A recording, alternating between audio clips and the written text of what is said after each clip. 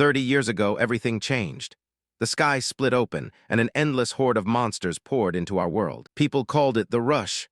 To fight back, humanity had to find a way to adapt. Everyone obtained magical or physical jobs, starting a new age where strength was redefined. We managed to drive the monsters back, but a different kind of problem took root. A rigid class divide formed. If you were lucky enough to get a magic-based job, you were part of the ruling elite. The mages became the rulers of this new society. Everyone else was pushed down, relegated to the status of mere commoners. Any job that didn't involve magic was treated like trash, discarded by a world that only valued mana. A hand grips a simple hilt. Even in this magic-obsessed era, the belief in the sword hasn't died out completely. Mari Tetsuma believes the age of the sword will shine again. He's lived this life long enough to know the struggle firsthand. Tetsuma wasn't born here. He was sent from Earth into this strange, divided world. He's what they call a job changer. 3 years ago, a pair of kind-hearted commoners found him. They were poor, but they took him in and raised him as their own. Foster father hands over a simple, worn sword. It's all they can afford, and he's apologetic that it's not something more impressive. He promises that they'll work harder to earn more. They want the best for him, even if the world is stacked against them. They hope to buy him magic gear one day and get him into a top school. Tatsuma listens quietly, looking down at the humble blade in his hands. Even as a commoner's kid, his father sees something special in him. He believes there's a powerful soul burning inside his foster son. The old man tells him to make sure he becomes the strongest. Tetsuma's expression remains calm, but the message hits home. The world might have changed with the coming of magic, but people's nature hasn't. The elitism is as strong as ever. Nobles look down on everything, convinced that power is something you're simply born with. They believe bloodlines decide your worth. They use their status to trample on the weak, never understanding what true strength looks like. To them, anyone without mana is invisible. Tatsuma knows that bloodlines and talent aren't everything. True power comes from something deeper than just a rank. He looks at the worn-down, ugly sword. To anyone else, it's just a piece of scrap metal. But when his father put it in his hands, Tatsuma realized the weight of the expectations behind it. It represents the work and love of the people who raised him. It's an undying flame, a soul that no amount of magic can ever wash away. That's the kind of power he's aiming for. He's never blamed his parents for their situation. He knows how hard they've worked to give him a chance in this world. Tatsuma puts a reassuring hand on his father's shoulder. To him, this one sword is more than enough to achieve his goals. He smiles, telling them they've already given him the most precious thing in the world. He doesn't need expensive gear or fancy titles. With his family by his side, he's ready to take on whatever the job change ceremony throws at him. He's determined to reach the top. He vows to make sure they never have to suffer again. He'll carry their hopes and turn them into his strength. I'll become the strongest, just like you're hopping. The promise is carved in his mind. He envisions a throne of swords, flanked by dragons. It's a bold vision for a commoner, but one he fully intends to realize. The city is bustling on the day of the ceremony. People are gathering, eager to see the next generation of hunters and mages. The academy official calls out the next name. Commoner Imori Tatsuma. The crowd shifts as the boy makes his way forward. He stands before the magical pillar. The official beckons him to begin the process that will decide his future. Whispers ripple through the crowd about his insane academic record. He's known as the commoner's rising star for a reason. He scored perfect S ranks in swordsmanship and academics. Even as a jobless novice, his physical stats were off the charts. But not everyone is impressed. The noble rival mocks him, calling a commoner genius nothing more than gutter trash dreaming. The aristocrats believe that without mana, he's bound to pull a useless job. They're just waiting for him to fail so they can laugh. The rival shouts for him to get lost, claiming trash like him doesn't belong anywhere near the nobles. The hostility is blatant. They dismiss swords as ancient history. Clinging to such junk will only keep him in the mud forever, at least according to them. Even a high-ranked job wouldn't change their minds. They think commoners are incapable of being chosen ones. A muscular student with his hangers-on tells him to stop dreaming. In their eyes, a commoner is a commoner for life. Tatsuma walks up to the pillar, ignoring the jeers. The energy from the device starts to swirl around him as he prepares to make contact. He reaches out a hand. The moment of truth has arrived, and the results will shock everyone in the academy. The energy from the pillar explodes in a blinding flash. A notification panel flickers to life, displaying a result that leaves the entire hall in stunned silence. The screen reads, D-Rank Swordsman. It's a job at the very bottom of the social and magical hierarchy, effectively branding him as trash. A wave of murmurs washes through the crowd. The other commoners look devastated, realizing that even their best and brightest couldn't break the cycle. One student yells in frustration, his voice cracking. He'd pinned all his hopes on Tetsuma, only to see them crushed by a D-Rank result. The noble rival bursts out laughing, his slicked hair shaking as he mocks the commoner's failure.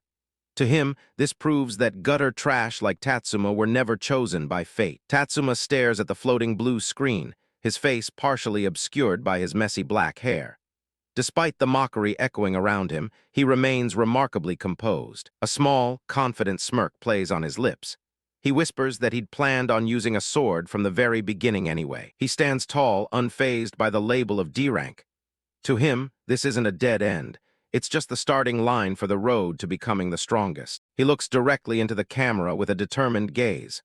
The world sees trash, but he sees a perfect foundation to build upon. The Academy official adjusts his glasses, his expression professionally neutral. He announces the end of the job change and the immediate start of the newcomer trial. Behind the scenes, the nobles are already placing their bets. They're certain Tatsuma will come in dead last, if he even survives the trial at all. Tatsuma walks past them, his eyes sharp and focused. He's the only commoner participating this year, a lone target for all their elitist spite. The Academy official calls for the students to step forward and receive their starting equipment. Each item is matched to their new job and rank. He calls out Makisawa Yuki, and the girl with long purple hair steps forward. The crowd goes wild, knowing she's an S-rank seraphim archer. The official hands her a magnificent ice attribute elf bow that glows with magical power. She's the Academy's golden girl, a true chosen one in every sense. Makusawa Yuki looks down at her new weapon with a cold, sharp gaze. Beside her, the Academy official calls the next student, Imori Tatsuma. Beside her, the Academy official calls the next student, Imori Tatsuma. Tatsuma approaches the distribution area, his hoodie casting a shadow over his eyes. He's relegated to the D-Rank zone, where the leftovers are kept. The official holds out a rusted, notched blade that looks like it belongs in a junkyard. He tells Tatsuma it's perfect for him and suggests tossing it once the trial is over. Tatsuma takes the sword, his face remaining completely expressionless. He doesn't show a hint of anger or disappointment at the blatant insult. He looks at the trash sword, nodding that its balance is actually quite good despite the rust. He's already thinking about how to make it work. The noble rival watches from the stairs, mocking the idea of using a non-elemental blade. Without magic enhancement, he claims it's just a useless piece of scrap metal. Nearby, another noble student shows off his massive thunder hammer. He boasts about its 10,000 volts, enough to paralyze any monster for a full minute. The difference in equipment is staggering. Tatsuma stands alone with his rusted blade, while the nobles are geared up like gods. To the commoners, these magic weapons are like artifacts from another world, totally unattainable. They watch with envy and a sense of hopelessness. A mage in the group conjures a swirling ball of blue mana. They believe that magic is the only thing that can bridge the gap in their favor. Tetsuma's internal monologue cuts through the noise. He thinks about how even an ordinary wooden stick can become the strongest weapon with enough skill and imagination. A series of abstract, colorful slashes fill the panel. He's imagining the sword's true potential, seeing past the rust to the lethal edge within. The official begins explaining the rules of the trial. They're headed for the Whispering Forest, home to monsters tainted by otherworldly energy. He assures them they're only low-level level 1 or 2 creatures. As long as they stay focused, they should be in no real danger. The students board a transport, the interior lined with simple seats and overhead bars. The tension is high as they prepare to enter the hunting grounds. They arrive at a massive stone gateway overgrown with thick, gnarled roots. The official announces that they're free to form parties for safety. He explains the point system. Contributions will be tallied, and their final rankings will determine who gets into the prestigious Dragon God University. Tatsuma walks away from the main group, his rusted sword resting casually on his shoulder. A group of nobles jeers at him, asking if he's sneaking off to avoid embarrassment. They sneer, saying nobody would want a party with the guy guaranteed to come in dead last. Tatsuma doesn't even look back at them. Makusawa Yuki approaches him, her bow slung over her back. She asks if he's really planning to go solo in a place like this. Tatsuma shrugs, saying he's just not used to working with others. Yuki watches him with a thoughtful expression, recognizing a kindred lone wolf spirit. A close-up on Tatsuma's mouth shows a faint, knowing grin. He tells her they'll likely be fighting sooner rather than later. A pair of noble students glare at them from the side, their expressions twisted with annoyance. They clearly don't like the commoner interacting with the academy's star student. Tetsuma walks toward the dark tree line of the whispering forest. The other students are already forming parties, their magic weapons gleaming in the dim light. He looks back one last time before disappearing into the brush. This newcomer trial is his first step toward the university, and he knows exactly what he has to do. Tatsuma's thoughts focus on the disparity between him and the nobles. They have magic-enhanced gear, while he's left with nothing but his own skill. A status screen for the rusty sword appears. It has an attack power of only 1 and a 1% chance to break on hit. To anyone else, it's a death sentence. To him, it's just a tool. Sawayuki watches from the sidelines as Mari Tetsuma prepares to enter the trial, wondering where his misplaced confidence comes from. She sees him as a lone commoner charging into danger with nothing but a rusted hunk of metal. Imori walks toward the swirling purple gateway of the whispering forest, his hand resting casually on the hilt of his blade. To the onlookers, he's a man whose job is considered both the hardest to master and the most worthless. Sawayuki remains skeptical, her arms crossed as she reflects on the harsh reality of their world. In a society ruled by magic, she believes physical types have no path to survival, let alone success. She glances back at the crowd, her eyes cold and analytical. To her, Imori is just another loser stuck at the bottom, desperately dreaming of turning his life around. Mari is well aware of the condescending gazes following him.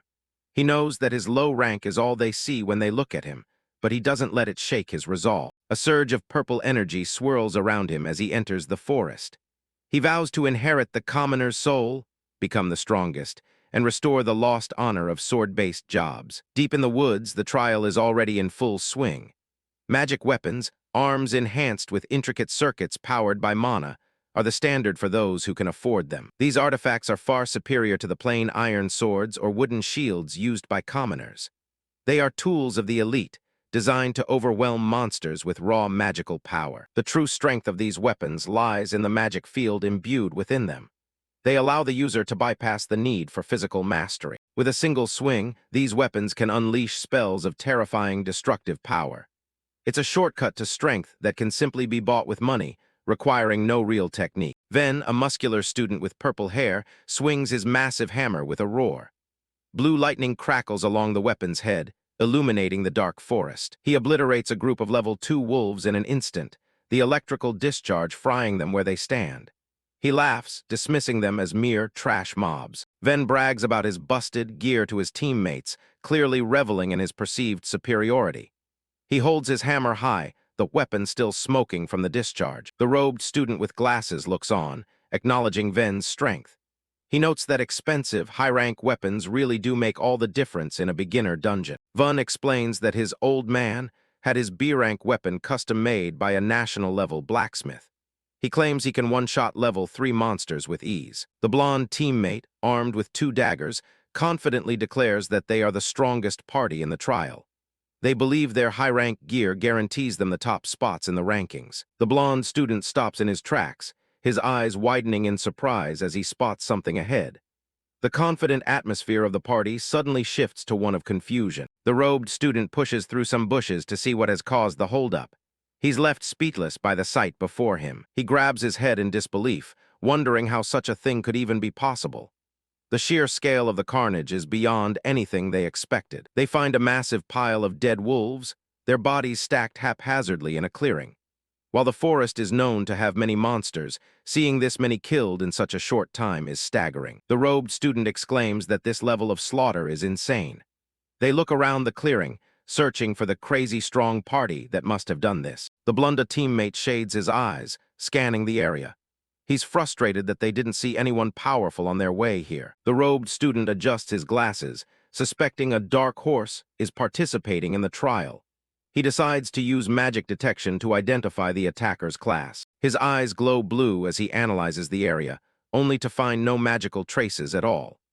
He's baffled by the idea that a pure physical class could make it this deep into the forest and cause this much damage. Imori Tatsuma steps out from the shadows, telling the party to back off from his spoils. He stands alone, his presence quiet but commanding. Ven bursts into laughter at the sight of him. He mocks the idea that a commoner with a junk sword could have killed hundreds of wolves. He screams at Imari, insisting that pure physical attacks shouldn't even be able to pierce the wolves' defenses. His elitist worldview refuses to accept the possibility. Murray stares back with a calm, stoic gaze. He doesn't bother arguing with the noble's logic, knowing the results speak for themselves. The blonde teammate agrees with Ven, insisting the corpses were obviously wiped out by a strong magic user. He accuses Imori of just happening to pass by afterward to claim credit. The robed student examines a wound on one of the wolves, detecting a faint trace of wind element. He identifies it as a fourth-tier magic spell, Wind Cutter. He sneers at Imori, asking if he's really claiming he cast a high-level Wind Cutter spell with that rust bucket of a sword. To him, the idea is preposterous. Murray calmly corrects him, stating that it wasn't actually Wind Cutter. He doesn't look at the robed student as he speaks, his focus elsewhere. He explains that he simply swung his sword fast enough that the resulting air pressure sliced the monsters as a side effect. It's a feat of pure physical speed. Vun and his party react with utter derision, asking if Murray thinks they're idiots. They can't fathom a sword swing creating such a powerful effect without magic. Ven yells that no commoner swordsman could ever pull off such a feat. His face is twisted with rage at what he perceives as a blatant lie from someone beneath him. Imori offers a small, knowing smile. He realizes that their limited, common sense is what prevents them from understanding the true depth of his ability. Suddenly, another level 2 wolf leaps from the shadows, its target being Ven. The noble student is too busy mocking Imori to notice the danger closing in on him. The robed teammate screams a warning for Vun to watch out, his face pale with fear. The wolf is mid-lunge, its claws reaching for Vun's unprotected back. Ven starts to turn, his eyes widening as he realizes the threat.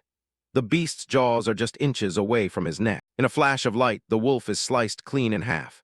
It happens so quickly that Ven barely has time to register the attack, let alone the kill. The two halves of the wolf crash to the ground in a spray of purple blood. Vun stands frozen, his hammer clutched tightly in his hands as he stares at the corpse. Ven looks over at Imari, who is standing perfectly still with his sword already sheathed. He realizes he never even saw Imari move. It was as if a blade had appeared from thin air. Ven is in a cold sweat, his face twisting as he tries to rationalize how Imari killed the monster. He desperately insists to his teammates that it was just a fluke and that the wolf must have run into the blade by accident. Imori remains silent as his thoughts drift back to his father's words about the history of their world. He recalls the Rush, an event after which monsters began to develop incredibly high resistance to physical damage. A vision of the past shows a massive, red-skinned demon completely unfazed by a warrior's physical strikes. No matter how much a melee fighter swung, the system would simply register their damage as 0, making them obsolete. The disparity led to a society where casters and healers openly mocked physical jobs as worthless. Swordsmen and warriors were relegated to the bottom of the social hierarchy, viewed as total trash by those with magical power. Imori stands tall amidst a swirling aura of blue and black energy. He knows the world's perception of his job, but he also knows that his own power doesn't follow the established rules. A status screen flickers into existence, detailing his secret strength, the talent Sword Synchro. The description reveals that his heart is one with his sword, allowing his attacks to bypass all known defenses. This passive ability is the ultimate counter to the era of magic, as it nullifies all enemy buffs and resistances. Imori is shown as a silhouette of light, a force of nature that deals damage according to pure physical law. Murray unleashes a powerful strike, his body a blur of motion against an explosive background. He knows that with this talent, even a king-class monster with insane defense is vulnerable. If it has an HP bar, he can take it down. Back in the present, Imori turns to leave the clearing, his expression indifferent. Behind him, Ven and his party are no longer just shocked. Their expressions have turned hostile as they prepare to stop him. Ven shouts for him to hold it right there, his hand tightening around the handle of his hammer. He isn't about to let a commoner walk away after demonstrating such unexpected skill. Ven sneers, accusing Imari of hogging all the points in the area. He claims that even if Imari really did kill the wolves, he's effectively stealing from the noble students who were supposed to earn those points. Imori looks back over his shoulder, his eyes narrowing slightly. He's genuinely confused by the idea that his own survival and performance are somehow an offense to the nobles. Vun points an accusatory finger, explaining that the number of low-level monsters in the forest is limited. He argues that by killing so many, Pmari is reducing the number of points everyone else can earn. The other nobles join in the harassment, surrounding Imori and mocking his prospects. They claim that he's already guaranteed to finish dead last in the trial, so any points he earns are a waste. Imori looks at them with a calm, almost pitying gaze. He tells them to check the actual rankings first, hinting that they might find the current standings quite surprising. Ven laughs at the suggestion, his arrogance fully restored. He claims that even if Imori survives to the end, the Academy will simply accuse him of cheating and set his score to 0. Ven's face fills the frame as he shouts his demands, insisting that commoners must always lose to nobles. He orders Imori to hand over all his points and immediately withdraw from the trial. The blonde teammate steps in close, pressing a sharp dagger against Imori's neck. In the background, the robed student begins to manifest a glowing orb of magical energy. The robed student mocks Pmari's attempt to fight magic with a physical body. He reveals that he's already cast a mana chain, with a blue glowing cuff constricting around Pmari's wrist to bind his movements. The three nobles stand in a triangle formation around Imori, silhouetted against the glowing blue light of the forest. They are confident that their superior gear and magic have completely neutralized the lone swordsman. Despite the blade at his throat and the magic binding his arm, Imori looks at Ven with a confident smile. He acknowledges their demand, but simply states that he declines to follow their rules. The blonde student is stunned by the response, his eyes wide with shock. He can't understand why a commoner would dare to look down on them in such a desperate situation. Ven raises his massive thunder hammer, electricity crackling along its surface as he threatens Imori. He sneers that it's hard to hold back with such a powerful weapon, suggesting that any accidental death would just be labeled a mishap of the trial. A thunderous howl tears through the forest, shaking the very air and grounding everyone in place. The armored noble with the hammer freezes up, cold sweat dripping down his face as he realizes something massive is approaching. The sheer pressure from the roar is unlike any normal wolf they've encountered so far. Lance keeps his dagger pressed to Tatsuma's throat, but his eyes are darting around frantically, looking for the source of the sound. A system warning flashes across the air in jagged red text, alerting everyone to the danger. An unknown elite monster has appeared in the core of the forest, and the trial rules just changed. It's now a boss hunt with a massive reward, but death means permanent disqualification. Tatsuma narrows his eyes, his gaze locking onto the shifting shadows between the trees. He isn't panicked like the others, he's just calmly waiting for the target to finally show its face. With a massive crash, the beast slams into the center of the clearing, sending dirt and blue energy flying. The armored noble can only stare in shock as the creature makes its violent entrance right in the middle of their group. Tatsuma casually points out that all their screaming and posturing probably acted like a dinner bell for the beast. The silhouette of a massive wolf looms behind them, its presence radiating a dangerous, predatory aura. The creature reveals itself as a level 5 wolf lord, a towering elite predator with glowing red eyes and rows of razor-sharp fangs. It lets out another bone-chilling roar, asserting its dominance over the terrified students. The noble's fear briefly turns into greed when he sees the elite tag hovering over the monster. He grits his teeth, realizing that killing a beast of this rank would make them rich beyond their wildest dreams. Ven immediately starts barking orders, trying to rally his terrified teammates into some kind of formation. He tells Lance to charge in first and slow it down so he and Ort can focus their magic on it from a safe distance. Lance leaps into action, his daggers glowing with a chilling frost as he activates his ice blade skill. He hopes to catch the monster off guard and bind it in place, setting it up for the rest of his team. The Wolf Lord is way too fast, effortlessly swatting Lance out of the air like a fly with a single heavy paw. The noble is sent crashing into the distance, his magic completely failing to stop the beast's advance. A massive burst of blue energy and lightning erupts from the impact, knocking the rest of the party back. Ven and Ort are left wide open, their formation shattered before the fight even really started. Ort stares at his fallen comrade, realizing this isn't a trial-level monster at all.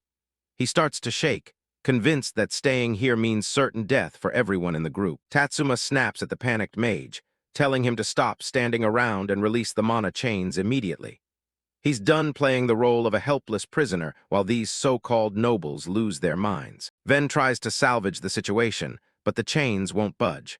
Seeing the Wolf Lord closing in, He makes a cold-blooded call to use Tatsuma as bait while they make a run for it. Ven doesn't hesitate, bolting away and leaving everyone else to fend for themselves. He shouts that the more decoys he has to leave behind, the better his own odds of survival. As the monster prepares to strike, Tatsuma remains perfectly still, his focus inward. A blue glow pulses around his wrists as he exerts his raw physical power against the magical bindings. With a sharp crack, the mana chains shatter into glowing shards of light.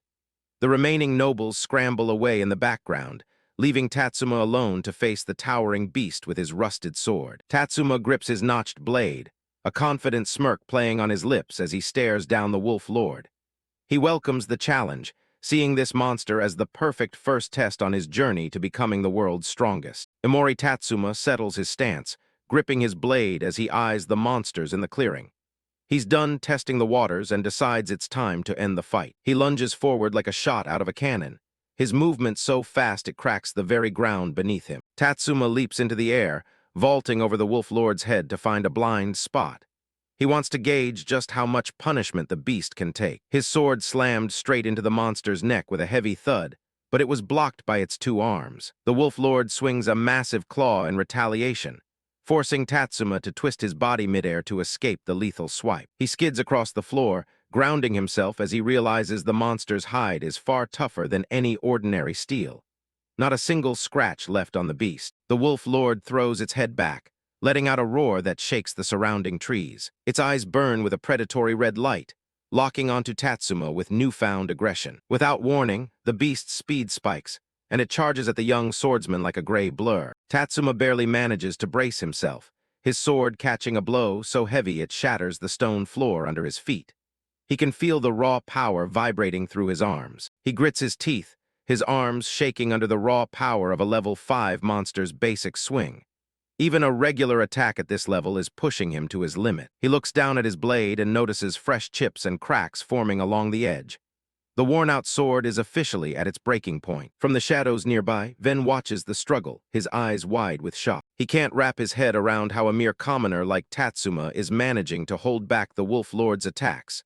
To him, this shouldn't even be possible. The beast looms over Tatsuma, its dark aura becoming so thick it's practically suffocating.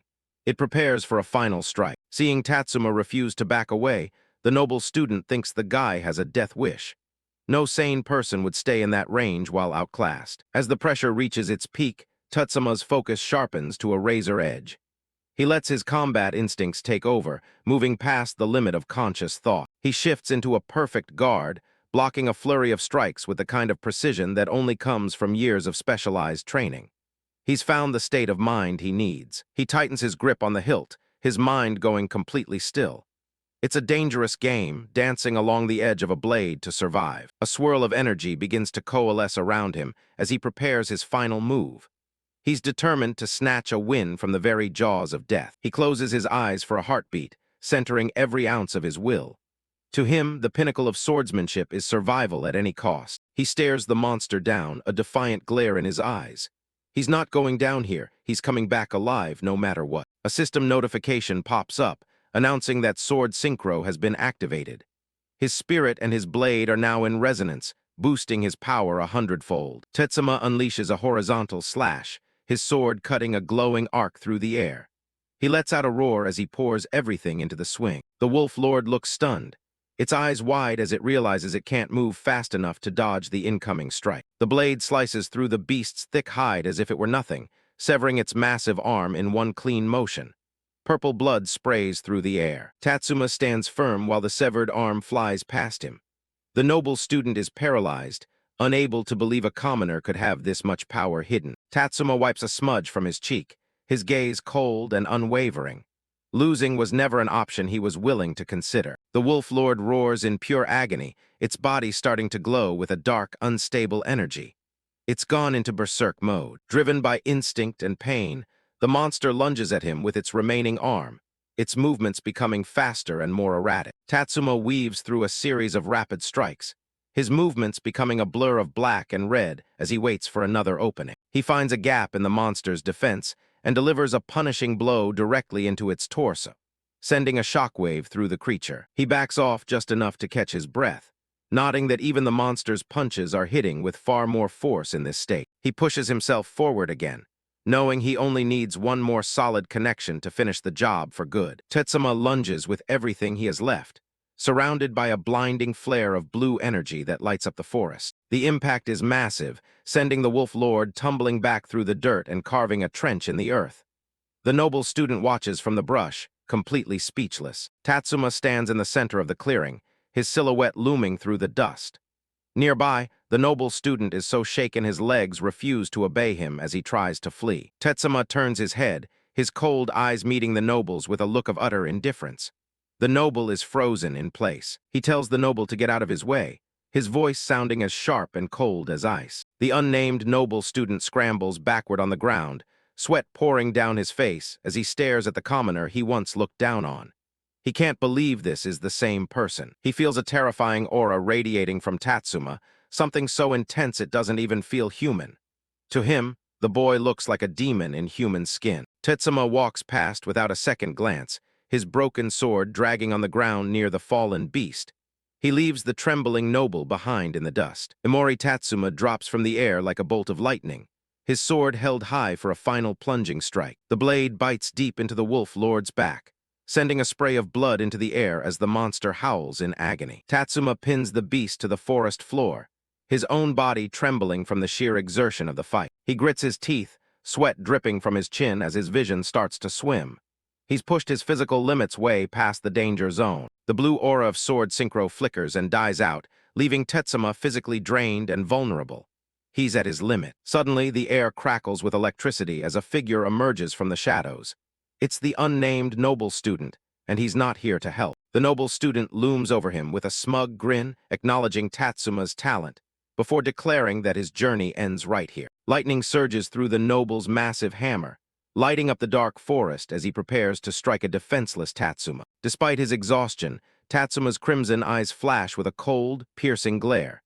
He asks the noble if he's really brave enough to take a cheap shot without fear of a counter. The words are cut short as Tatsuma doubles over, coughing up blood from the internal strain of his own ability. The noble student laughs, admitting he's terrified of dying, which is exactly why he waited for Tatsuma to be at his weakest. He boasts that once he kills Tatsuma, the examiners will just assume the Wolf Lord was the one who finished him off. He'll be the only witness, the hero who arrived just in time to slay the beast and claim all the glory. He raises his hammer high. Tatsuma remains slumped on the ground, his head bowed as the noble's hammer begins to descend in a flash of lightning. But as the shadow of the hammer falls, Tatsuma's resolve doesn't break. He refuses to let a coward be the one to take him out. With a sudden burst of movement, he brings his sword up, meeting the electrified hammer head-on in a violent shower of sparks. The noble student snarls, telling him to stop a struggle that's clearly pointless given his condition. He puts his full weight behind the hammer, trying to crush Tatsuma into the dirt with raw electrical force.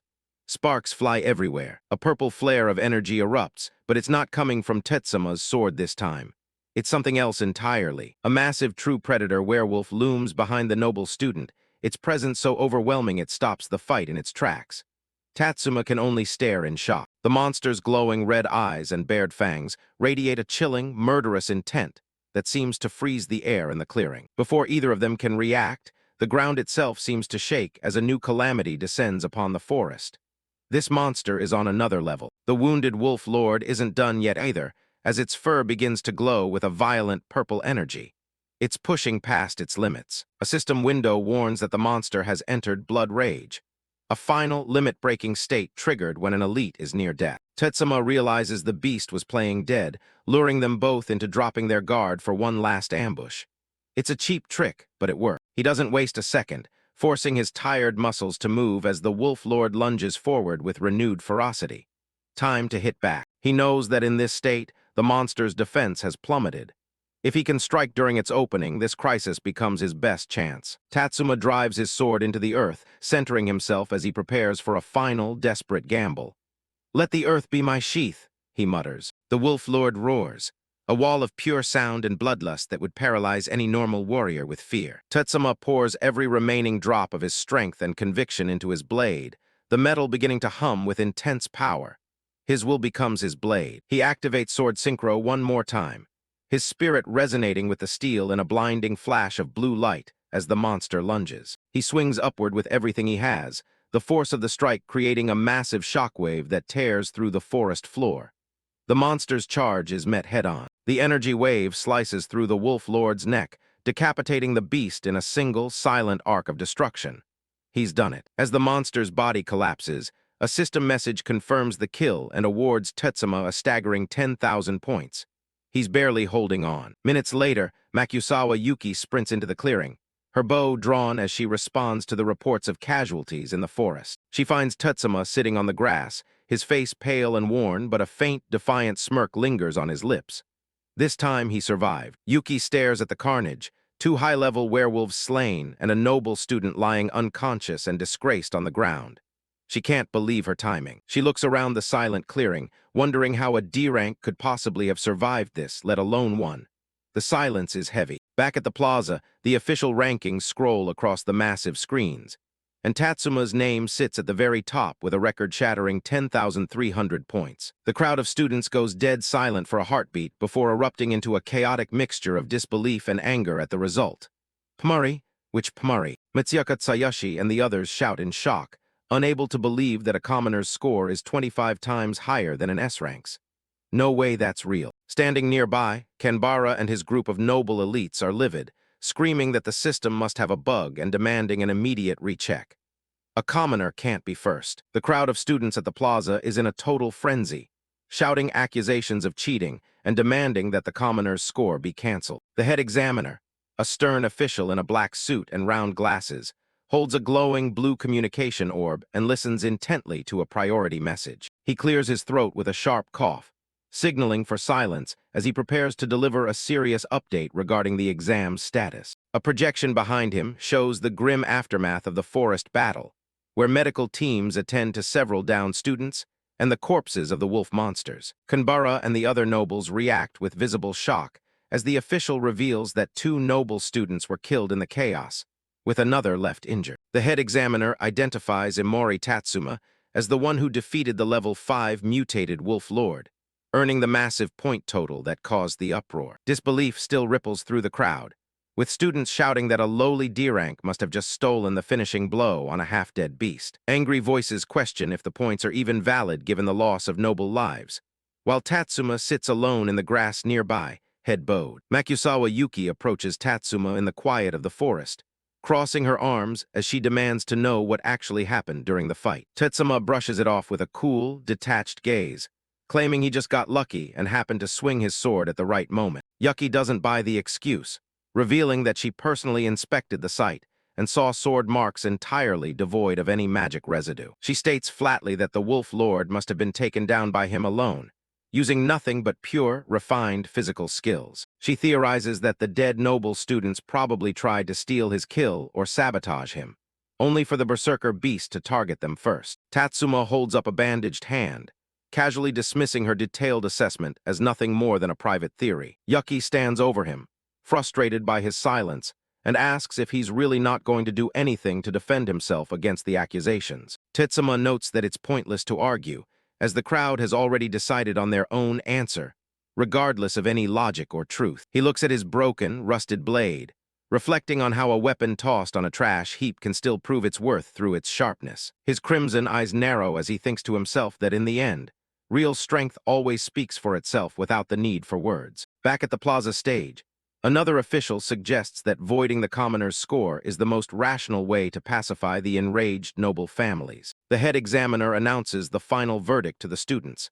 They have unanimously decided to void Imori Tatsuma's score entirely. Kanbara and his cronies clap and sneer, relishing in the downfall of the lowly commoner who dared to think he belonged at the top. The digital rankings flicker as Tatsuma's name is wiped from the list, leaving a wide gap at the top of the Luddabud. The board updates with the new rankings, placing Makusawa Yuki in the first-place spot with her score of 419. The head examiner moves on to announce the list of candidates who have passed, but he pauses as he reaches the bottom of the list. A look of confusion crosses his face as he stares at the screen, noticing a name that shouldn't be there given the recent ruling. He realizes that Imori Tatsuma is still within the passing line, despite his score having been reset to 0. The digital board shows Tatsuma at the 100th rank with exactly 0 points.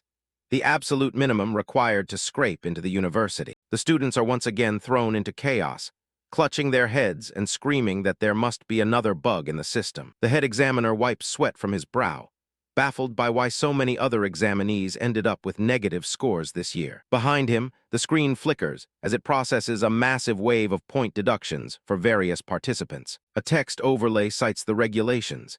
Any attack on allies or interference with others' combat results in heavy point deductions. A long list of noble students follows, showing scores like -10, -25, and for their dishonorable actions during the exam. Tatsuma watches from the forest edge as the noble students argue, realizing they sabotaged themselves and blew up their own scores. He realizes that, thanks to their malice, the passing threshold dropped all the way to 0, allowing him to slip in by the skin of his teeth. Standing alone in the light, Tatsuma notes with a faint smirk that luck was on his side today in its own twisted way. Kanbara confronts him, pointing an angry finger and warning that the university will be nothing but a hell for a commoner like him. He mocks Tatsuma's lack of backing, predicting that he won't last even a few months among the elite students. Tatsuma gives him a sharp side-eye, his smirk widening as he says he's actually looking forward to the challenge. As he walks away into the sunlight, Tatsuma thinks to himself that he can't wait to see whether that hell can truly keep up with him. Wide shot of Dragon University's front gate.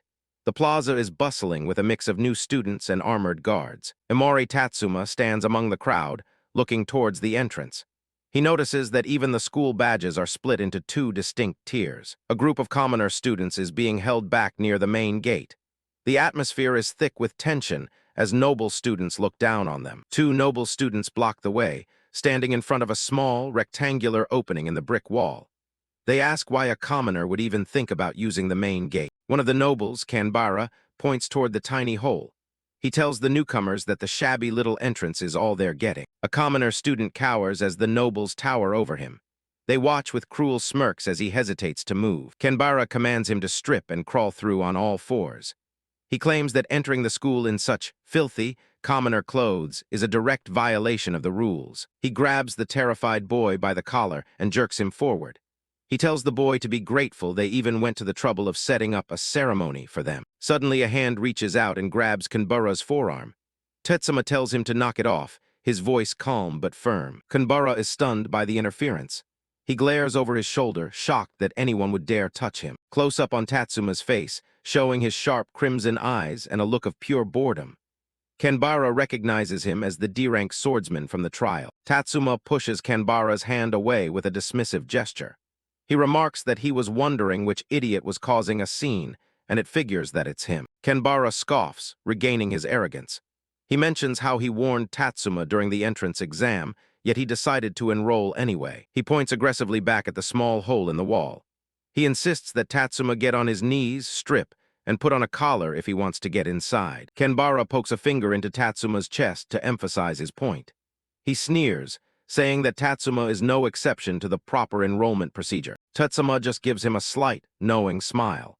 He states that any student who actually earned their place with real strength has every right to use the main gate. He leans back, looking at the noble group with total contempt. He calls them clowns in expensive gear with nothing on the inside, adding that the rundown gate suits them much better. Kanbara's face turns beet red as he screams in fury. He can't believe a commoner trash has the nerve to talk back to a noble like him. The other nobles step up, clenching their fists. They declare that they have the right to educate commoners with force and walk away clean. Tatsuma isn't fazed by the threat at all. He just sighs, noting how these arrogant nobles are already throwing their weight around on their very first day. He looks Kanbara straight in the eye, his expression hardening. He tells them they only bully the weak to prop up their own fragile egos. He points a finger, declaring that once they lose the backing of their families, they drop below being human. Kanbara lets out a mock laugh, though his brow is twitching with rage. He tells Tatsuma he sounds like he has a death wish. Tatsuma just motions for them to stop hesitating and come at him all at once. He looks down for a moment, his tone becoming cold and heavy. He mentions all the pain they've forced on other people. A close-up of Tatsuma's eye shows a sudden shift in his aura. The air around him seems to sharpen as he focuses. He clenches his fist, promising to pay back every bit of that pain hundreds of times over. Kanbara lunges forward, his fist glowing with a bright blue magical aura. He shouts that he's going to beat Tatsuma to death right here. Tatsuma effortlessly leans back, the magical punch whistling past his face. He doesn't even have to draw his sword to handle this. In one fluid motion, Tatsuma counters with a devastating straight punch to Kanbara's face. Blood sprays from the noble's nose as the blow connects. The sheer force of the strike sends Kanbara reeling backward, his body losing all tension. A massive shockwave ripples through the air as Kanbara is launched away like he was hit by a truck. He flies across the plaza, headed straight for the thick brick wall. Kanbara slams into the wall with a thunderous crash, creating a massive crater in the masonry. He falls to the ground, unconscious and buried in debris. Tatsuma stands there, looking completely unfazed as he lowers his fist. The noble who is backing Kanbara looks like he's about to faint from terror. The crowd of students is stunned into absolute silence. They stare at the crater, then back at the commoner who just sent a noble flying. Whispers start to ripple through the plaza. They can't believe a D-Rank Swordsman took out a noble with a single punch without even drawing his sword. Tatsuma doesn't wait for a reaction. He just turns around and starts walking toward the main entrance. He ignores the commoner's hole entirely and heads straight for the massive iron gates. The commoner students in the crowd start to clap, their expressions shifting from fear to admiration. Soon the whole plaza is filled with cheers for Tatsuma.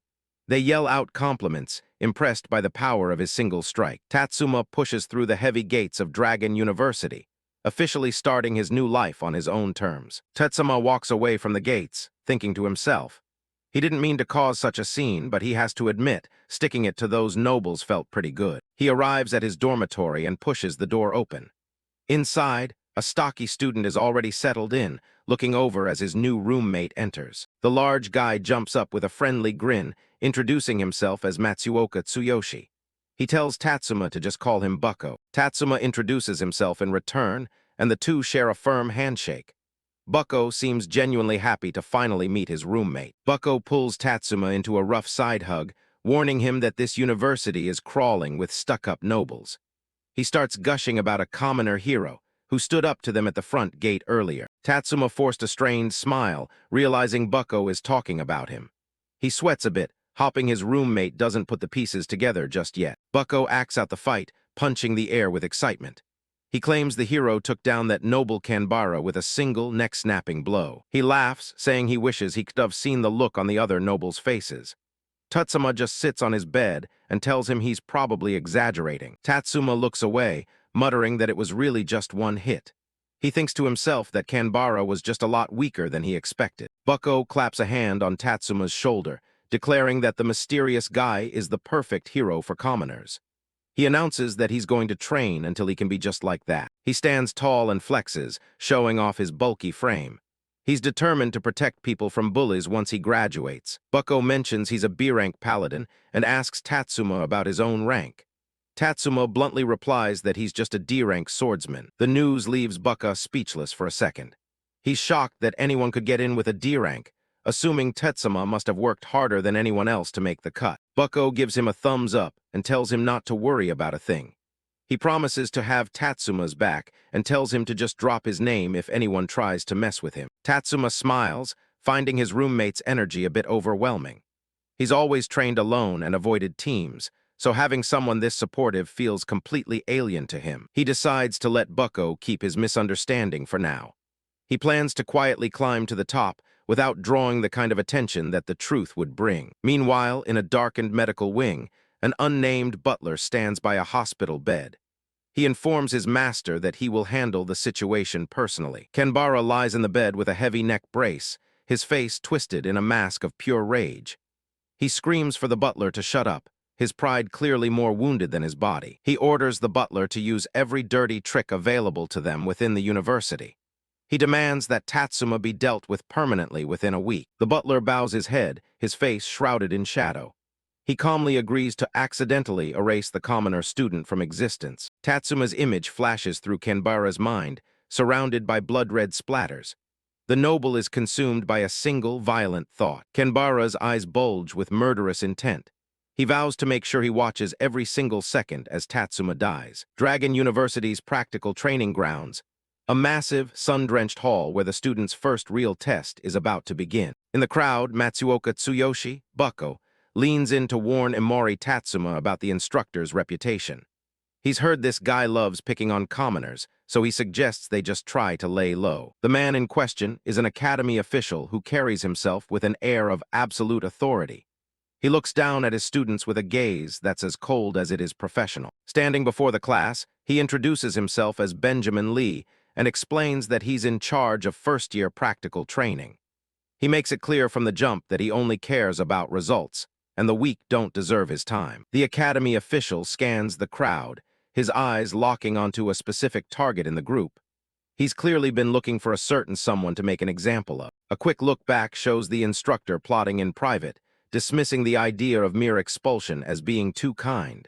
He's got something much more malicious planned for Tatsuma. He smirks while talking on the phone, promising to repay Lord Kanbara's injuries tenfold.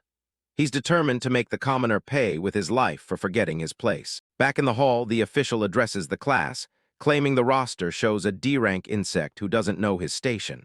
The air in the room suddenly turns hostile. The noble students nearby start laughing and whispering, looking for the person the instructor is mocking. They can't believe someone that low-ranked is even standing among them. Bucko breaks into a cold sweat, realizing that all eyes are about to turn toward his friend. He asks Tatsuma if the instructor is actually talking about him. The academy official points a finger directly at Tatsuma, shouting for the D-Rank Swordsman to drop out immediately. He claims that just having the boy there is an insult to him. Tatsuma doesn't flinch, standing his ground and stating that he earned his spot with his own strength. He's not about to let a few insults from an elitist official push him out. He even challenges the instructor's philosophy, curious about how this results-based system actually works. He's got his own perspective on how strength is measured in this world. Tatsuma begins to break down the two primary ways to get stronger, starting with leveling up. It's the one path that theoretically gives everyone an equal chance, regardless of status. As levels rise, stats increase, but the second factor is the massive bonuses tied to job rank. High-rank jobs start with a huge advantage that only grows wider as time goes on. It's a system designed to keep the elite at the top, while commoners are left with almost zero chance to rise. The world is rigged to make sure the strong stay stronger than everyone else. The reality of their world is brutal, with more resources constantly being funneled into raising high-rank jobs. For someone at the bottom, the odds are stacked against them from the start. But Tatsuma isn't buying into the system's lies. He knows that level and job rank aren't everything when it comes to true power. He clenches his fists, nodding the third metric that commoners can still master: technique. To him, it's the only real advantage they have left to close the gap. The academy official just scoffs at the idea, claiming a commoner's brain can't appreciate noble generosity. He warns that if Tatsuma doesn't start obeying, he might not survive the day. Tatsuma gives him a sharp, confident smile, saying that now he's actually interested.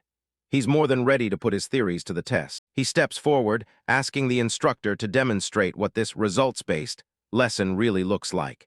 He's inviting the conflict rather than running from it. Infuriated by the lack of respect, the instructor snaps at him to watch his tone. He's used to everyone bowing down to his authority. Since the training dummy is supposedly broken, he decides Tatsuma will serve as the human sandbag for today's lesson. He adjusts his glasses with a sinister grin. The other noble students are thrilled at the idea of getting to beat up a commoner. They're already excited for the first day, looking forward to venting their frustrations. Bucko grabs Tatsuma's arm, begging him not to take the bait. He suggests that Tatsuma should just apologize and walk away before things get out of hand. Tatsuma just brushes him off with a smirk, admitting he actually likes the instructor's mindset. He's all for a world where you have to earn your rights with strength. Even if the outcome is bad, he believes it beats rolling over and accepting defeat. It's a core belief he's always carried with him. Bucko is left speechless as he watches his friend walk straight into the center of the arena. He's never seen anyone be so reckless in front of an official. Tatsuma walks up the stairs toward the platform, looking completely unbothered by the situation. He's ready to face whatever the instructor throws at him. The instructor watches him approach, thinking that if the boy dies here, it'll save him the trouble of dealing with him later. He's already written him off as trash. He points at Tatsuma's weapon, ordering him to put it away. He insists that a proper training dummy should stay unarmed. The official continues his insults, claiming that a swordsman without a sword is nothing more than garbage. He's trying to strip away everything Tatsuma has. Tatsuma drives his worn blade into the floor, saying he didn't want to stain his sword with their blood anyway. He's more than confident fighting without it. The noble students in the crowd start shouting and volunteering, eager to take their shot. They're practically begging the instructor to let them at the commoner. The official picks 3 of them out of the crowd and tells them to go all at once. He's not even pretending this is going to be a fair fight. Bucka and the others are stunned that the instructor is actually forcing a 3-on-1 fight. They're worried Tetsuma is going to get seriously hurt or worse. He adjusts his glasses with a cruel grin, reminding everyone that reality is especially unfair to commoners who don't know their place. He's enjoying every second of this. Bucko watches from the sidelines in silence, looking genuinely concerned. He can't believe things have escalated this quickly. The 3 attackers surround Tetsuma in the middle of the hall, but he remains perfectly calm. He thinks to himself that his bare hands are more than enough for these small fries. Suddenly, Bucko raises his hand and shouts that he wants to join the fight too. He's determined to stick by Tatsuma's side, no matter what happens. The academy official looks at him with a satisfied smirk, inviting him to join in. He thinks it's poetic that commoners should have to crush each other to get ahead. Matsuoka Tsuyoshi, Bucko, steps forward, refusing to let his friend face the mob alone. He declares himself Imori Tatsuma's ally, standing firm despite the pressure. The academy official just smirks, watching the 2 commoners stick together. He dismisses them with a sneer, muttering that trash always seems to attract more trash. Bucko leans in to whisper a quick plan. He tells Tatsuma to hang in there for just 1 minute before surrendering immediately. He promises to handle all the defense himself. It's a risky move, but he's determined to protect Tatsuma from the worst of the beating. Tatsuma appreciates the gesture, but he's already thinking 3 steps ahead. He was ready to teach these guys a real lesson, but now he realizes he needs to worry about Bucko's reputation too. He lets out a sigh, deciding that he'll just have to hold back a little for the sake of his friend. He puts on a calm, almost bored expression as the fight begins. The instructor shouts for the match to begin, and 3 noble students immediately unleash their magic. Fire, ice, and energy bolts light up the training ground as they target the 2 commoners. Bucko roars and throws up a massive energy shield, absorbing the impact of the multi-elemental barrage. Even the academy official is impressed, nodding that a defensive B-rank like him is a rare find. Through the blinding flashes of magic, Bucko yells for Tatsuma to stay behind him until it's time to quit. Tatsuma casually agrees, though he's already moving. Tatsuma decides that waiting a full minute is way too much of a hassle. He vanishes into the smoke and dust, his speed leaving nothing but afterimages behind. He closes the distance to the first noble magician before they can even finish their next chant. The student is completely focused on the shield, never seeing the shadow coming from their flank. With a precise, lightning-fast strike, Tatsuma chops the noble in the neck. It's a clean hit that shuts down their mana and their consciousness in a split second. Without stopping, he pivots toward the next target who's still trying to maintain their fire magic. The student barely has time to register that their teammate is down before Tatsuma is upon them. He sent the 3rd noble flying across the training hall with a brutal, point-blank strike. The force of the blow created a shockwave that kicked up even more dust. A massive cloud of smoke settles over the arena, leaving everyone in the audience guessing. When it finally clears, 3 noble students are sprawled out on the floor, completely defeated. Bucko is still standing in his defensive stance, looking around in utter confusion. Tatsuma walks up and casually taps him on the shoulder, acting like nothing happened. Bucko asks if it's finally over, his eyes wide as he looks at the unconscious nobles. Tatsuma just gives him a simple nod and a smile. The large paladin is completely baffled, wondering why everyone is suddenly on the ground. He didn't see a single one of Tatsuma's movements through the dust cloud. The academy official is the only one who realized what actually happened.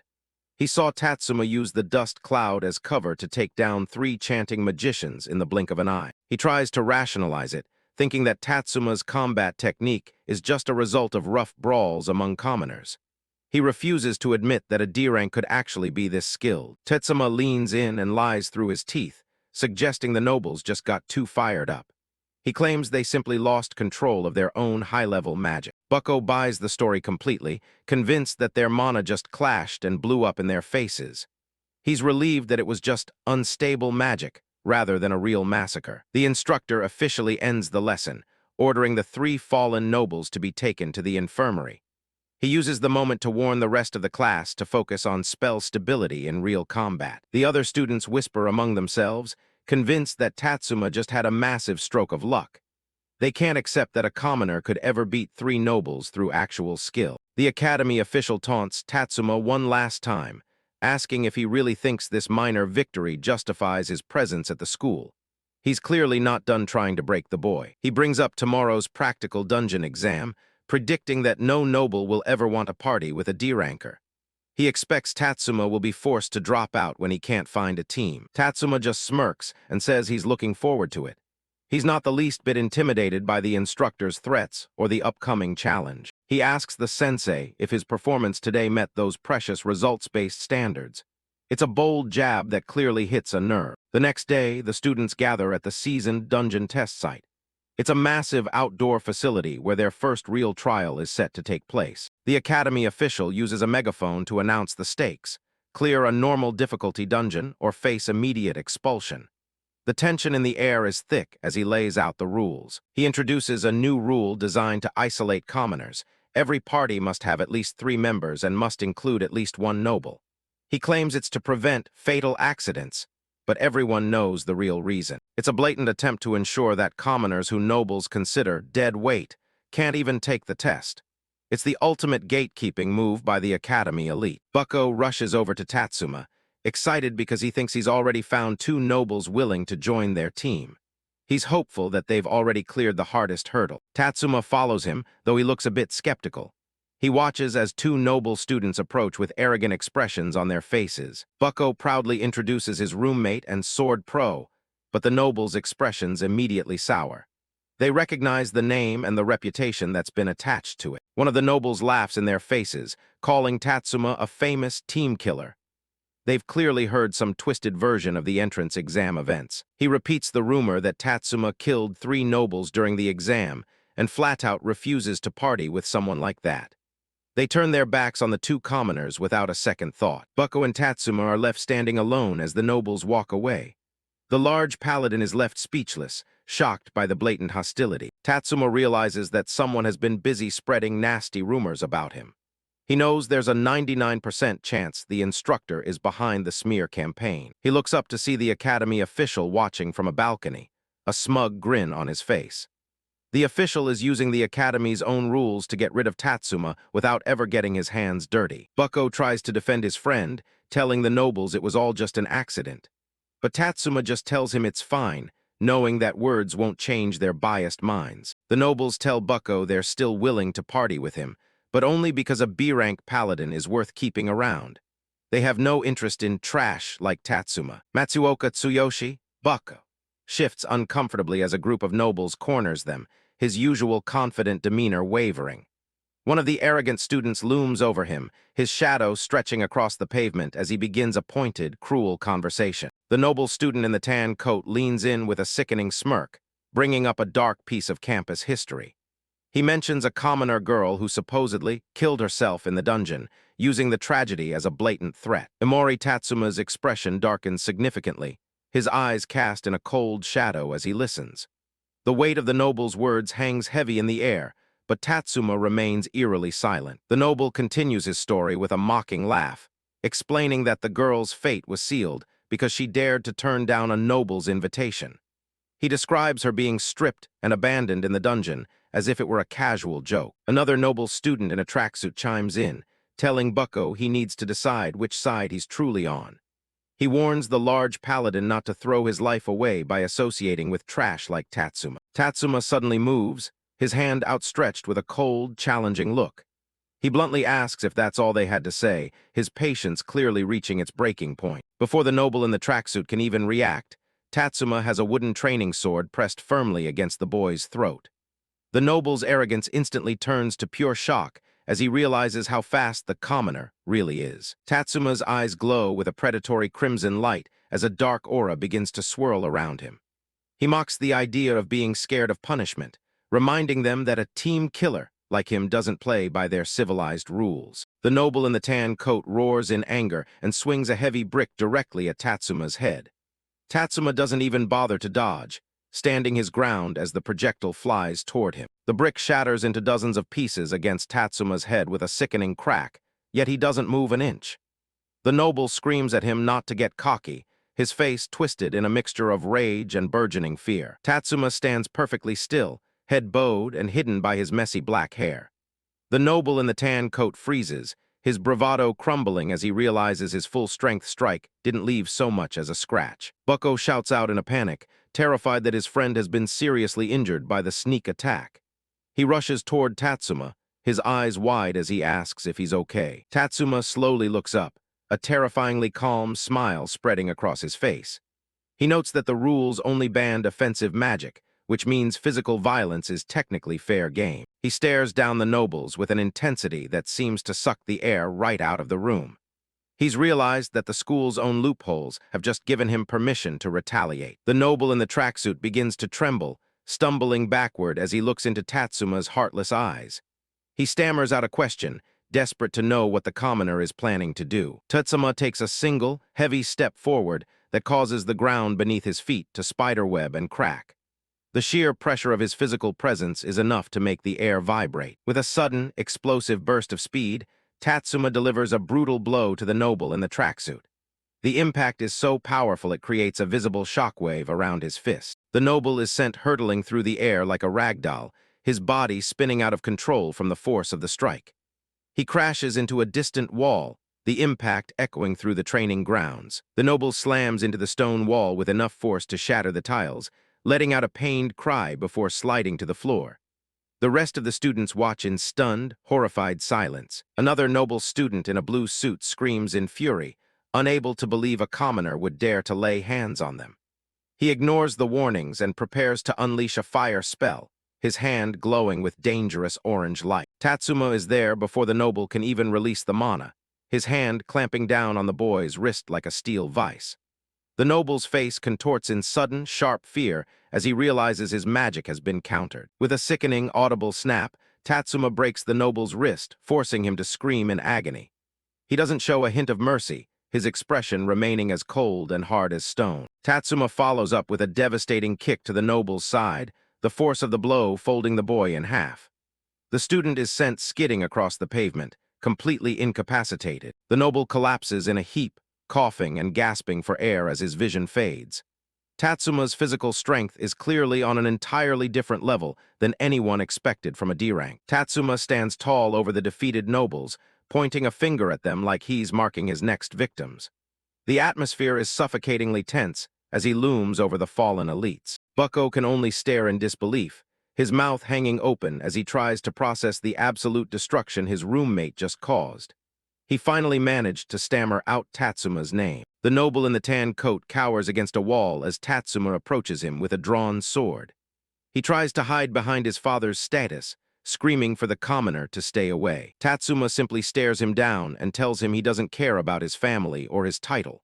He looks ready to end the conflict right then and there, regardless of the consequences. Bucko suddenly grabs Tatsuma by the shoulder, desperately trying to stop the situation from escalating any further.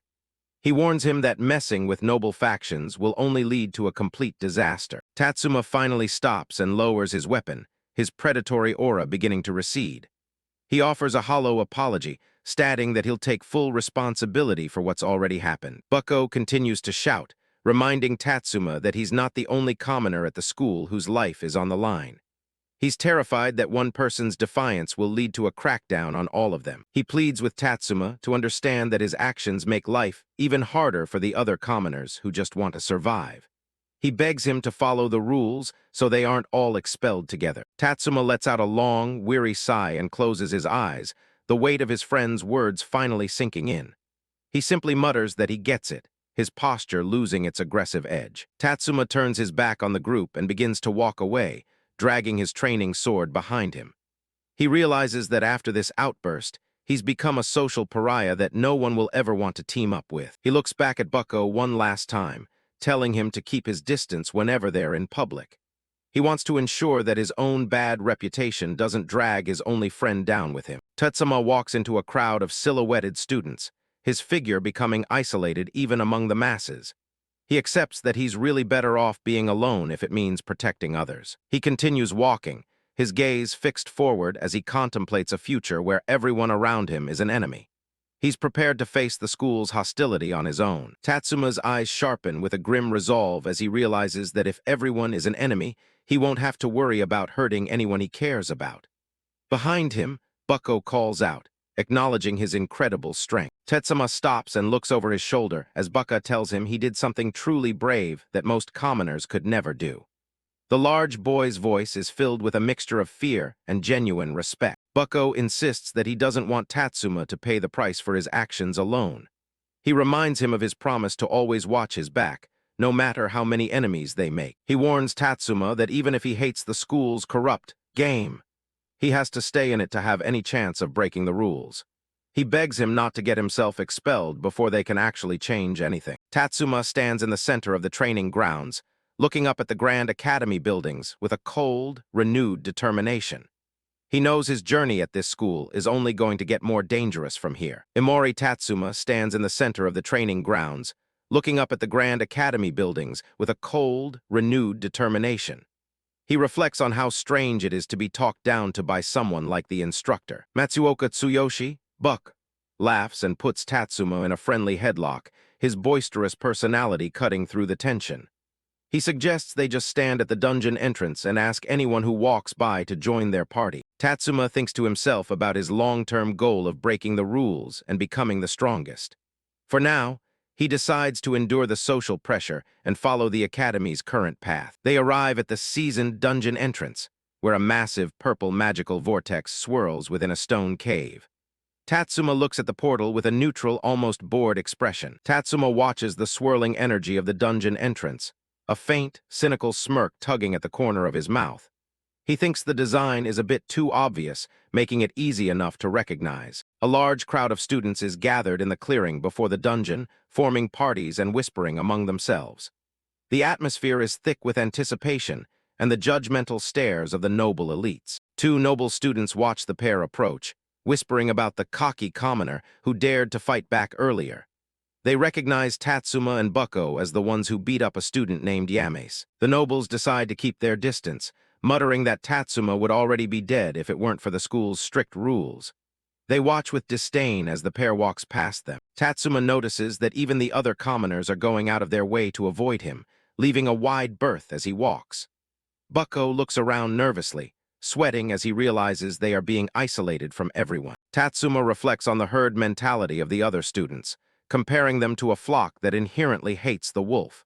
He knows that sheep who stay as sheep are only destined to be eaten in the end. The perspective shifts to ground level as a pair of black tactical boots steps firmly onto the dusty path.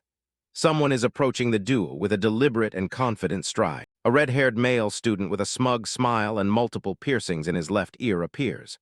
This is Hisashi Shin, an A-rank noble assassin wearing a black hooded sleeveless vest over a gray t-shirt. Hisashi Shin stands before them with his hands in his pockets, his sharp gray eyes fixed on Tatsuma. He speaks with an air of casual superiority, confirming the protagonist's identity as the famous commoner star. Bucko leans in and whispers to Tatsuma, sharing the rumors he's heard about the newcomer.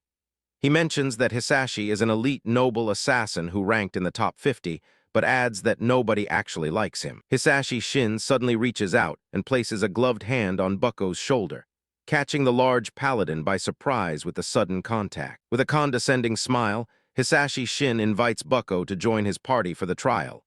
He explains that his team is short on a tank, and a B-rank paladin like Bucko would be a perfect fit. Bucko is completely caught off guard, his mouth hanging open in shock at the unexpected offer. Tatsuma remains calm, watching the interaction with a stoic and neutral expression. Other students nearby whisper in surprise, questioning if Hisashi has lost his mind by inviting the team killer's buddy. They believe associating with the two of them will ruin a noble's reputation. Bucko gestures toward Tatsuma, asking if the invitation is only for him. He's clearly hesitant to leave his friend behind, even for an elite party. Hisashi Shin crosses his arms over his chest, his smug smirk never wavering for a second. He bluntly states that they only have a use for the paladin and have no interest in Tatsuma. Bucko shouts back in anger, clenching his fist as he declares that Tatsuma is his best friend. He refuses to join any party that doesn't include the person who has had his back. Hisashi Shin remains unbothered by the outburst, asking Bucko if his best friend actually feels the same way about the situation. He challenges the loyalty of their bond with a mocking glance. Tatsuma looks over his shoulder at Bucko, a small, genuine smile finally breaking his stoic mask. He encourages his friend to go, telling him it's a good opportunity that he shouldn't waste. Tatsuma closes his eyes and tells Bucko he'll manage on his own, his tone filled with a quiet resolve. He reminds him that their previous party fell apart because of him anyway, so it's better this way. Bucko watches Tatsuma, wondering if his friend is really okay with the risk of expulsion. Tatsuma just keeps a steady hand on his shoulder, seemingly unfazed by the pressure. Tatsuma glances to the side, his expression unreadable as he processes the situation. Hisashi Shin steps up and asks if Tatsuma is going to beg for a spot himself. He mocks the idea of him trying to claim he's the better pick for the party. Tatsuma gives him a sharp look and shrugs. He makes it clear that he'd rather see his friend get the chance he deserves. Tatsuma's gaze narrows as he calls out Hisashi's suspicious timing. He notes that the noble showed up exactly when they were about to be disqualified. Hisashi scratches his head with a nervous grin, admitting that the swordsman doesn't miss a single detail. He sighs and decides to come clean, revealing that he's got special intel on the upcoming dungeon. He explains that the area is packed with magic resistance, which puts all the magic-heavy nobles at a massive disadvantage. Because of that, the physical-type commoners are the ones who actually have the edge. He needs someone who can dish out high physical damage. Hisashi admits that if Tatsuma had tried to betray Bucko to take the spot, he would have walked away. He only wants to party with someone truly strong. He points a finger at Tatsuma, nodding that he's clearly different from the other commoners at the academy. With a smug smile, Hisashi offers him a spot in the party and tells him he should be grateful for the exception. Tatsuma looks down, reminding the noble that he's just a D-Rank commoner who's already picked plenty of fights with the elite. He warns Hisashi that bringing him along will turn the entire noble student body against him. He knows Hisashi is a calculator who should have seen that coming. Tatsuma's eyes sharpen as he demands a reason for the offer that he can actually believe. Hisashi just leans back and claims he's simply giving him a fair shot at the trial. Tatsuma sees right through the act and smiles. He guesses that Hisashi is an outcast among the nobles and doesn't have anyone else to team up with either. He points out that the rule requiring nobles to team with commoners has a hidden meaning. The truth is, the magic specialist nobles literally cannot clear this dungeon without a physical attacker to back them up. The rule only exists to protect the nobles from getting slaughtered when their magic fails. Tatsuma leans in close, whispering that Hisashi is so disliked by his own peers that not a single noble is willing to take him. He glances over at the few remaining commoners, nodding that Hisashi is completely out of options. Hisashi's smug mask cracks as he frantically tries to get Tatsuma to shut up. He yells at him to lower his voice, claiming it's humiliating for a noble to be rejected by someone of a lower rank. Hisashi leans in close and whispers for Tatsuma to just say yes and treat it as a favor. He gestures back toward the training grounds, pointing out that Tatsuma isn't exactly drowning in offers either. Tatsuma looks at the noble's outstretched hand for a long moment, weighing the deal. He finally takes the hand in a firm shake, agreeing that the terms are fair enough. Bucko is shocked that the deal is actually happening, while Hisashi starts pulling up the party registration on a holographic screen. They head toward the portal as Hisashi declares himself the leader. Tatsuma makes it clear he won't be making any promises about following orders. In the distance, the academy official watches them with pure contempt. He views an A-rank noble partnering with commoners as a direct insult to noble pride. The official adjusts his glasses, his expression turning cold. He mutters that forming a party won't make things go as smoothly as they think. He notes that accidents are far more common once students step inside a dungeon. He envisions a gruesome scene where Tatsuma and his party are left to die miserably in the dark. The group joins the crowd of students gathered near the swirling purple energy of the dungeon entrance. Bucko calls out to Tatsuma, looking a bit overwhelmed as they prepare to step through. The academy official intercepts them, mockingly congratulating Tatsuma on his luck for finding a noble partner. Tatsuma doesn't flinch, asking the man straight up what he's planning to sabotage this time. The official feigns innocence, claiming he's just there to see them off. The official gestures toward the portal, stating that since they followed the rules, he has no reason to block their entry. He leans in with a sinister grin, giving them a final warning to lie low.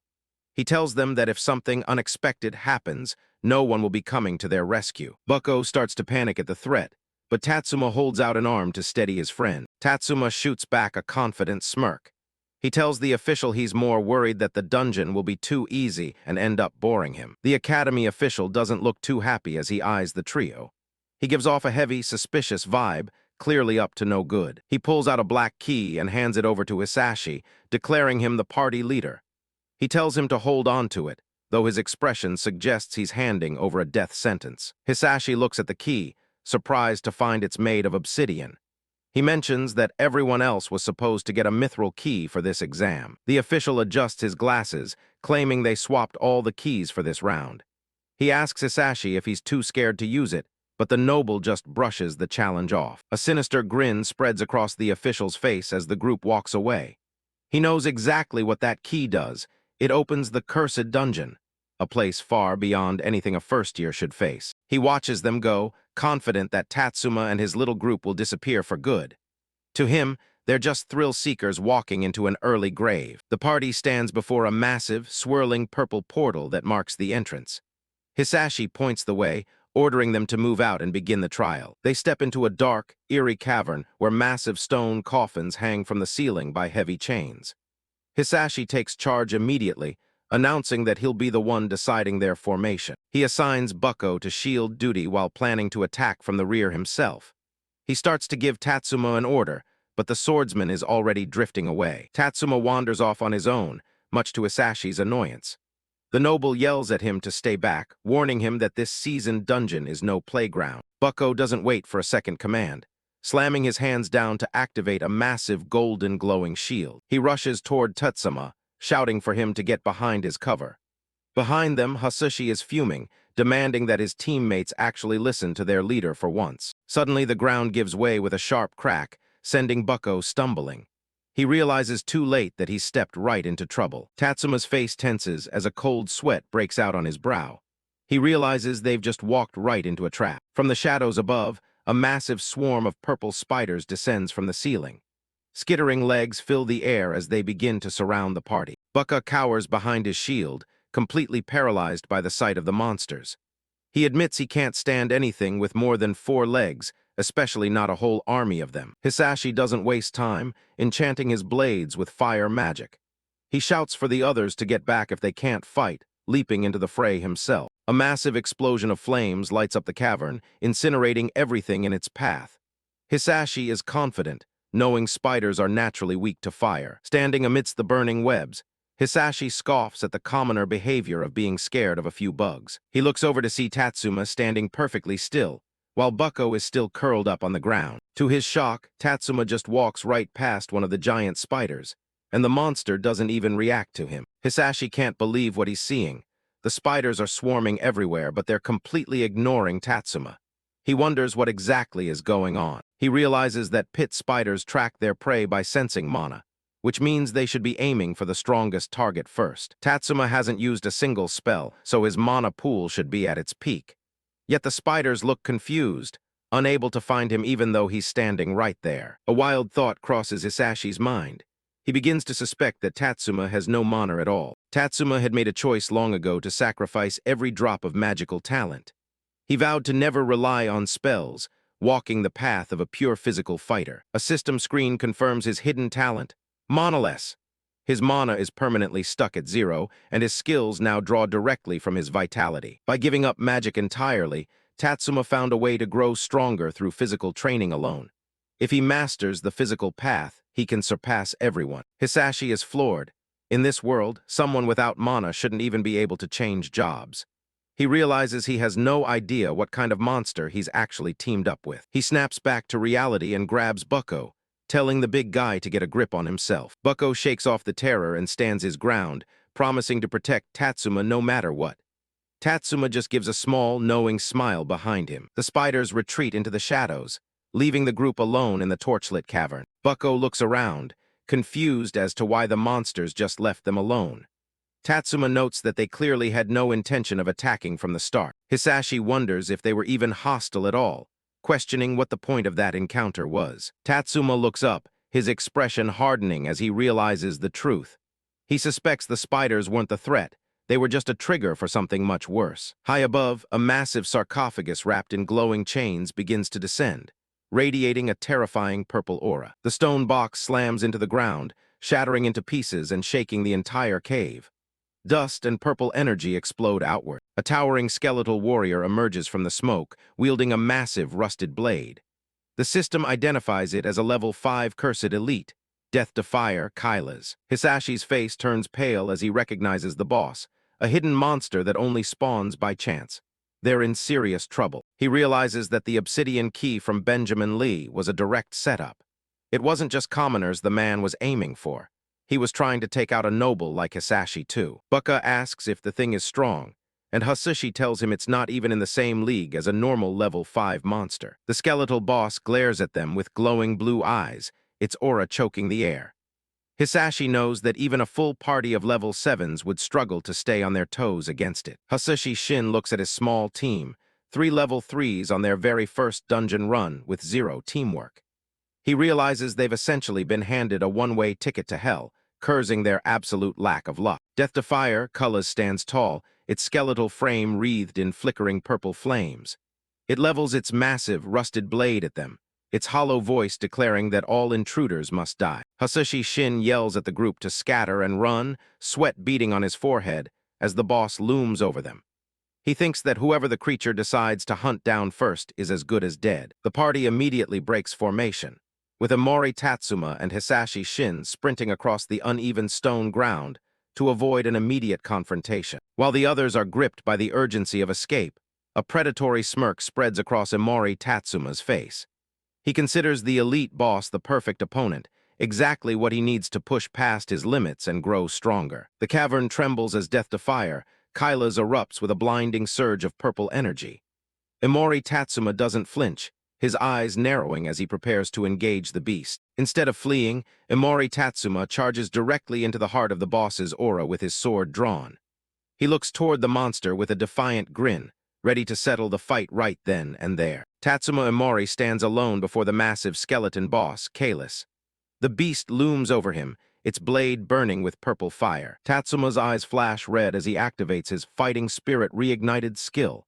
He's finally getting serious. A vortex of energy swirls around the black-haired youth. The atmosphere in the dungeon shifts the moment he takes his stance. Kusashi screams at him from behind. The red-haired noble is terrified and thinks the kid is just trying to get himself killed. Bucko is just as shocked.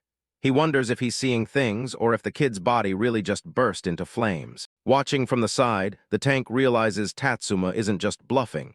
He actually sees a path to victory. Bucko isn't staying on the sidelines either.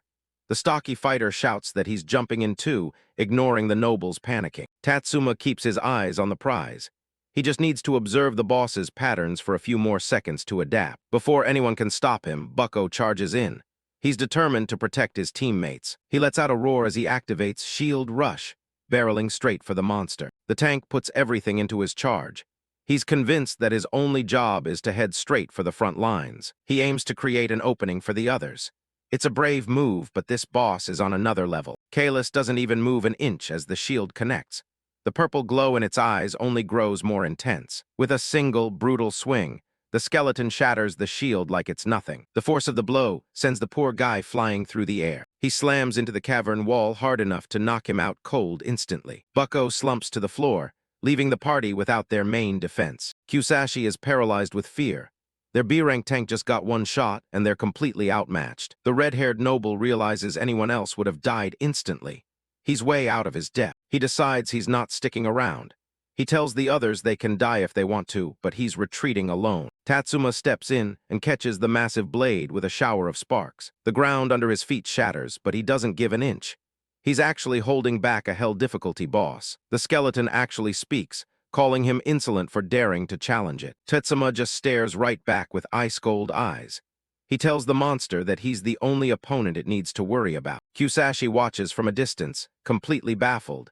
He can't believe a commoner is actually holding his own. He tries to convince himself that Tatsuma is just trying to hog all the credit for himself. Tatsuma yells for them to keep the aggro on him. He's doing everything he can to maintain control of the fight. Kusashi sees his chance to look like a hero. He activates his flame blade enchant, determined not to let his reputation be ruined. He leaps onto the boss's back, thinking he's found a wide-open weak point. He's desperate to take all the glory, but the attack does absolutely nothing. He realizes too late that the boss has incredibly high magic defense. Tatsuma's frustration is visible. The noble's reckless move is throwing his entire strategy out the window. Kalis isn't bothered by the fire.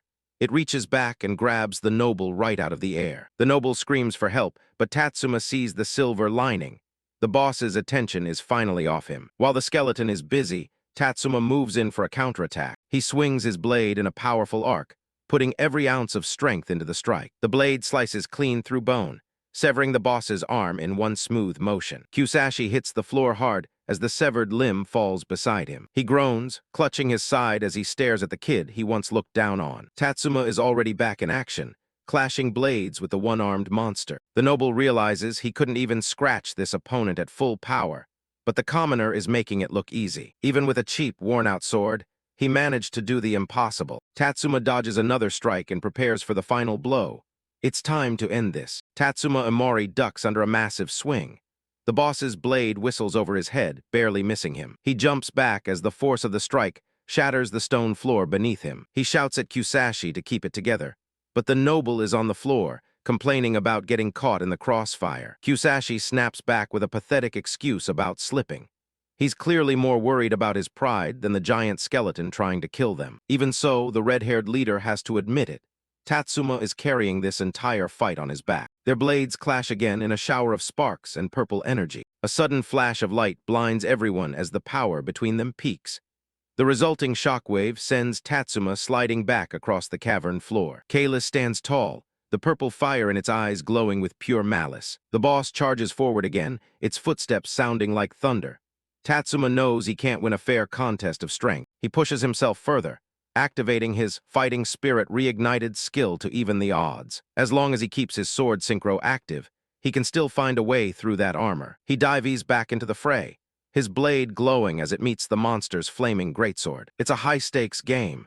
He needs to land a clean hit before his weapon gives out. Kusashi can only watch from the sidelines, stunned that a commoner is actually trading blows with a level 7 boss. The skeleton raises its blade for another crushing overhead strike. Tatsuma twists his body at the last second, letting the blow pass just inches away. The ground explodes as the boss's sword slams down, creating a crater in the center of the room. The force of the impact sends the kid sliding back several yards. Kusashi mocks him for being sent flying, but Tatsuma is only thinking about how he was just a fraction of a second too slow. The monster pulls its blade from the stone, looking completely unfazed. It doesn't give them a second to recover, as the boss reaches back and thrusts its blade straight toward the two standing there. Tatsuma screams for the others to dodge, as the massive blade comes crashing down. Kusashi barely manages to dive out of the way, his face pale with terror. The impact is huge.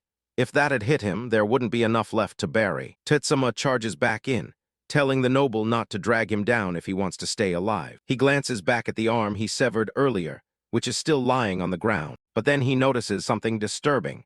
The severed limb is starting to twitch. A system message flashes as the boss activates resurrection to reattach its arm. The skeleton had fully restored its health, and with a flick of its hand, the sword flew back into its grasp. Tatsuma realized he was fighting an enemy that could heal from almost any wound. He knows he can't keep this up. Undead enemies will just keep regenerating unless he can finish them in one go. The boss unleashes a massive wave of purple fire, forcing them back once again. Tatsuma grips his hilt until his knuckles turn white, trying to ignore the vibration in his arms. His blade is starting to groan under the constant clashing with a legendary weapon. Kalis is relentless, swinging its flaming sword in a never-ending storm of bone and steel. Tatsuma drops into a low stance, his sword finally reaching its limit after the latest clash. He knows he only has a few more chances left before his weapon shatters completely. He looks over at the noble and tells him he needs a split-second distraction to find an opening. Kusashi just looks at him like he's crazy. He has no idea what aggro even means. Tatsuma realizes that using gaming terms in this world is useless. To everyone else, he's just speaking gibberish. But for him, this is exactly like a high-level raid. Back on Earth, he was the top-ranked swordsman in the biggest VR game in history. He remembers leading his teams to take down impossible enemies by managing stats and timing. Now, he has to do it for real. In his old life, a single mistake by a raid leader meant the end of everything. A "you have died" screen was a far too common sight. But when he opened his eyes again, it wasn't a respawn point. It was a whole new world called Kelsha. Looking at the red-haired noble, Tatsuma realizes that even though this world has a job system like his old games, the people here are clueless. They have the power, but they don't have the language of strategy. They don't know what gaming terminology even means. Their combat style is basic, still stuck in a trial-and-error phase because they lack the concepts of roles and positioning. Tatsuma knows he has to simplify things. He tells Kusashi to just draw the boss's attention and create an opening for him to strike. Kusashi panics, his face pale as he realizes he's being asked to act as bait. "How am I supposed to do that?" he screams. Tatsuma keeps it simple. "If you deal even 1 point of damage, it'll focus on you." It's a fundamental rule of aggro he's betting on. Kusashi barks back, trying to hide his fear with pride. He claims his previous failure was just bad luck, not a lack of strength. Desperate to prove himself, the noble leader crosses his daggers. "This time, I'll do it properly," he mutters through gritted teeth. The massive skeleton boss, Death Rejector Kalis, begins its advance. Tatsuma braces himself. Here it comes. Kusashi doesn't hold back, igniting his blades with a fire enchantment. He needs this win to salvage his bruised ego. He leaps into the air with a roar, his flaming daggers trailing streaks of fire through the dark, damp cavern. "Eat this," he screams, diving headlong toward the towering undead monstrosity. The impact is direct. His daggers sink into the boss's skull, sending sparks and bone fragments flying into the air. For a split second, a smug grin returns to Kusashi's face. He thinks he's finally landed a decisive blow, but the victory is short-lived. A sudden, massive force strikes him before he can even land. The boss doesn't even slow down, backhanding the noble with enough force to send him tumbling through the air like a ragdoll. Kusashi slams hard into the jagged rock wall, the breath knocked out of him as the stone cracks under the impact. Death Rejector Kalis looms over the battlefield, its purple eyes glowing with a cold, unyielding hunger for death. But Tatsuma is already in motion. "It's more than enough," he shouts, capitalizing on the distraction Kusashi provided. He activates his sword synchro skill, his body and blade becoming a single blur of focused intent. He brings his wooden sword down with everything he's got. He only needs one clean opening. In a single, fluid motion, he cuts through the air, the force of his strike echoing through the chamber. The boss's skull hits the ground with a heavy thud, severed cleanly from its shoulders by the commoner's blade. From the ground, a bloodied Kusashi watches in disbelief. "He actually defeated Kalis," he gasps, his eyes wide with shock. But Tatsuma's expression doesn't relax. He feels a shift in the air and a cold dread in his chest. "No, wait," he whispers. A chilling system message appears. Kalis hasn't died. It's entered a berserk state, its headless body pulsing with dark energy. Even decapitation isn't enough to kill him instantly. Tatsuma's heart sinks as the monster continues to move. The headless skeleton retaliates with a brutal swing of its greatsword, catching Tatsuma off guard. He tries to block the blow, but the sheer power of the berserk beast is too much. His sword shatters into a dozen pieces. Tatsuma stares at the remnants of his weapon, his face tight with desperation.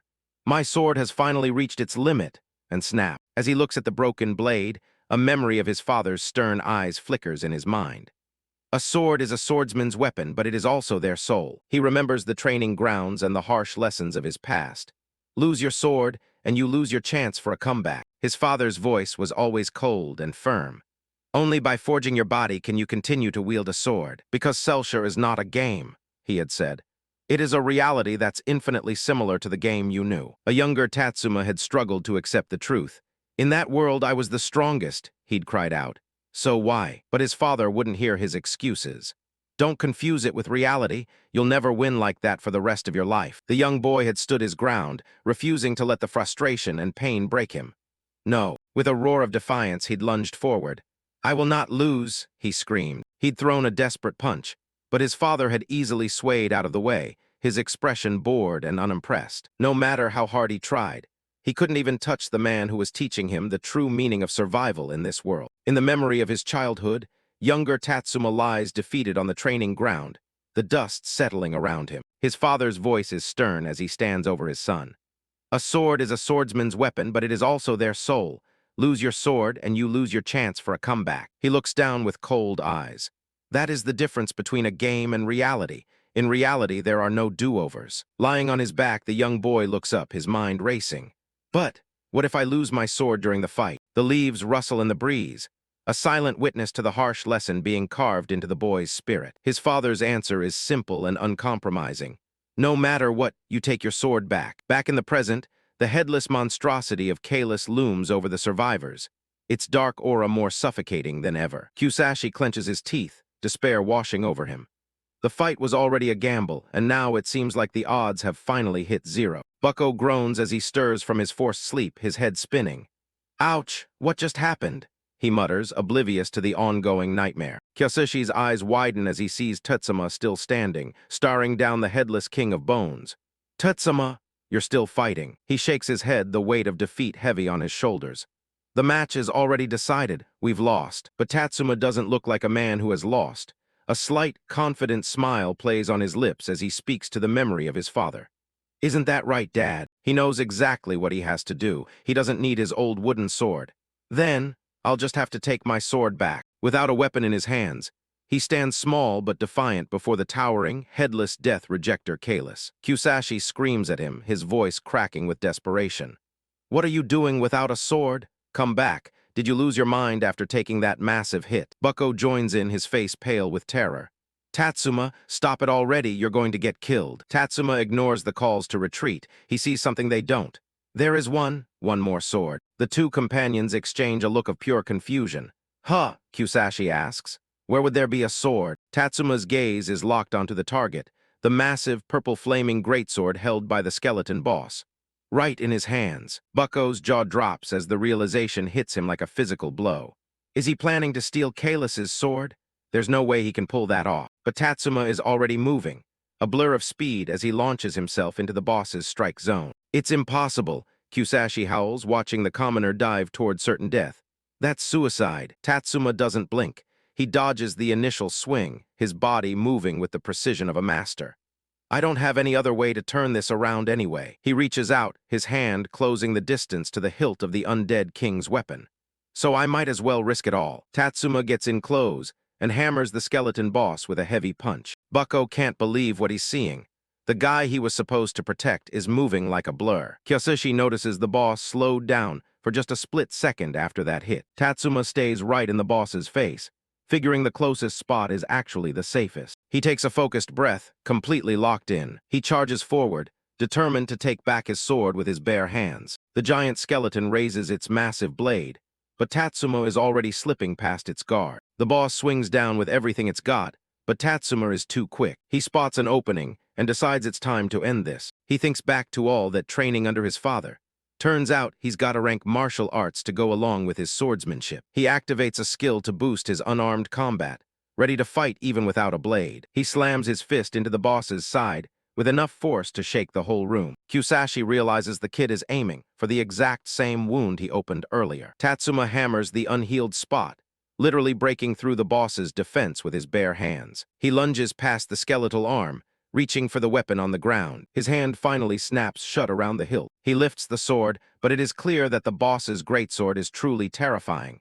It is unbelievably heavy. He doesn't care. He's ready to take his turn. He unleashes sword synchro, fighting spirit rekindled, and the broken blade starts crackling with pure energy. A massive surge of power explodes outward as he readies his final move. The sheer pressure from Tetsuma's aura sends Bucko flying backward. Bucko watches in awe, finally realizing he was never the one doing the protecting. Kusashi explains that Tatsuma was putting his life on the line for them, while Bucko was unconscious. He admits that if they had tried to run, Tatsuma probably would have been the only one to make it out. Kusashi looks on as the trash job swordsman faces down the boss solo. Bucko's respect for the guy hits a whole new level. The big guy is actually getting emotional, realizing how much Tatsuma was looking out for him. Tatsuma squares up against the massive boss, completely unfazed. He vows to end the fight with one single strike of his broken blade. He puts everything he has into a massive roar. A giant arc of energy cuts through the dungeon air. The strike connects right at the boss's neck. A massive explosion of light and flames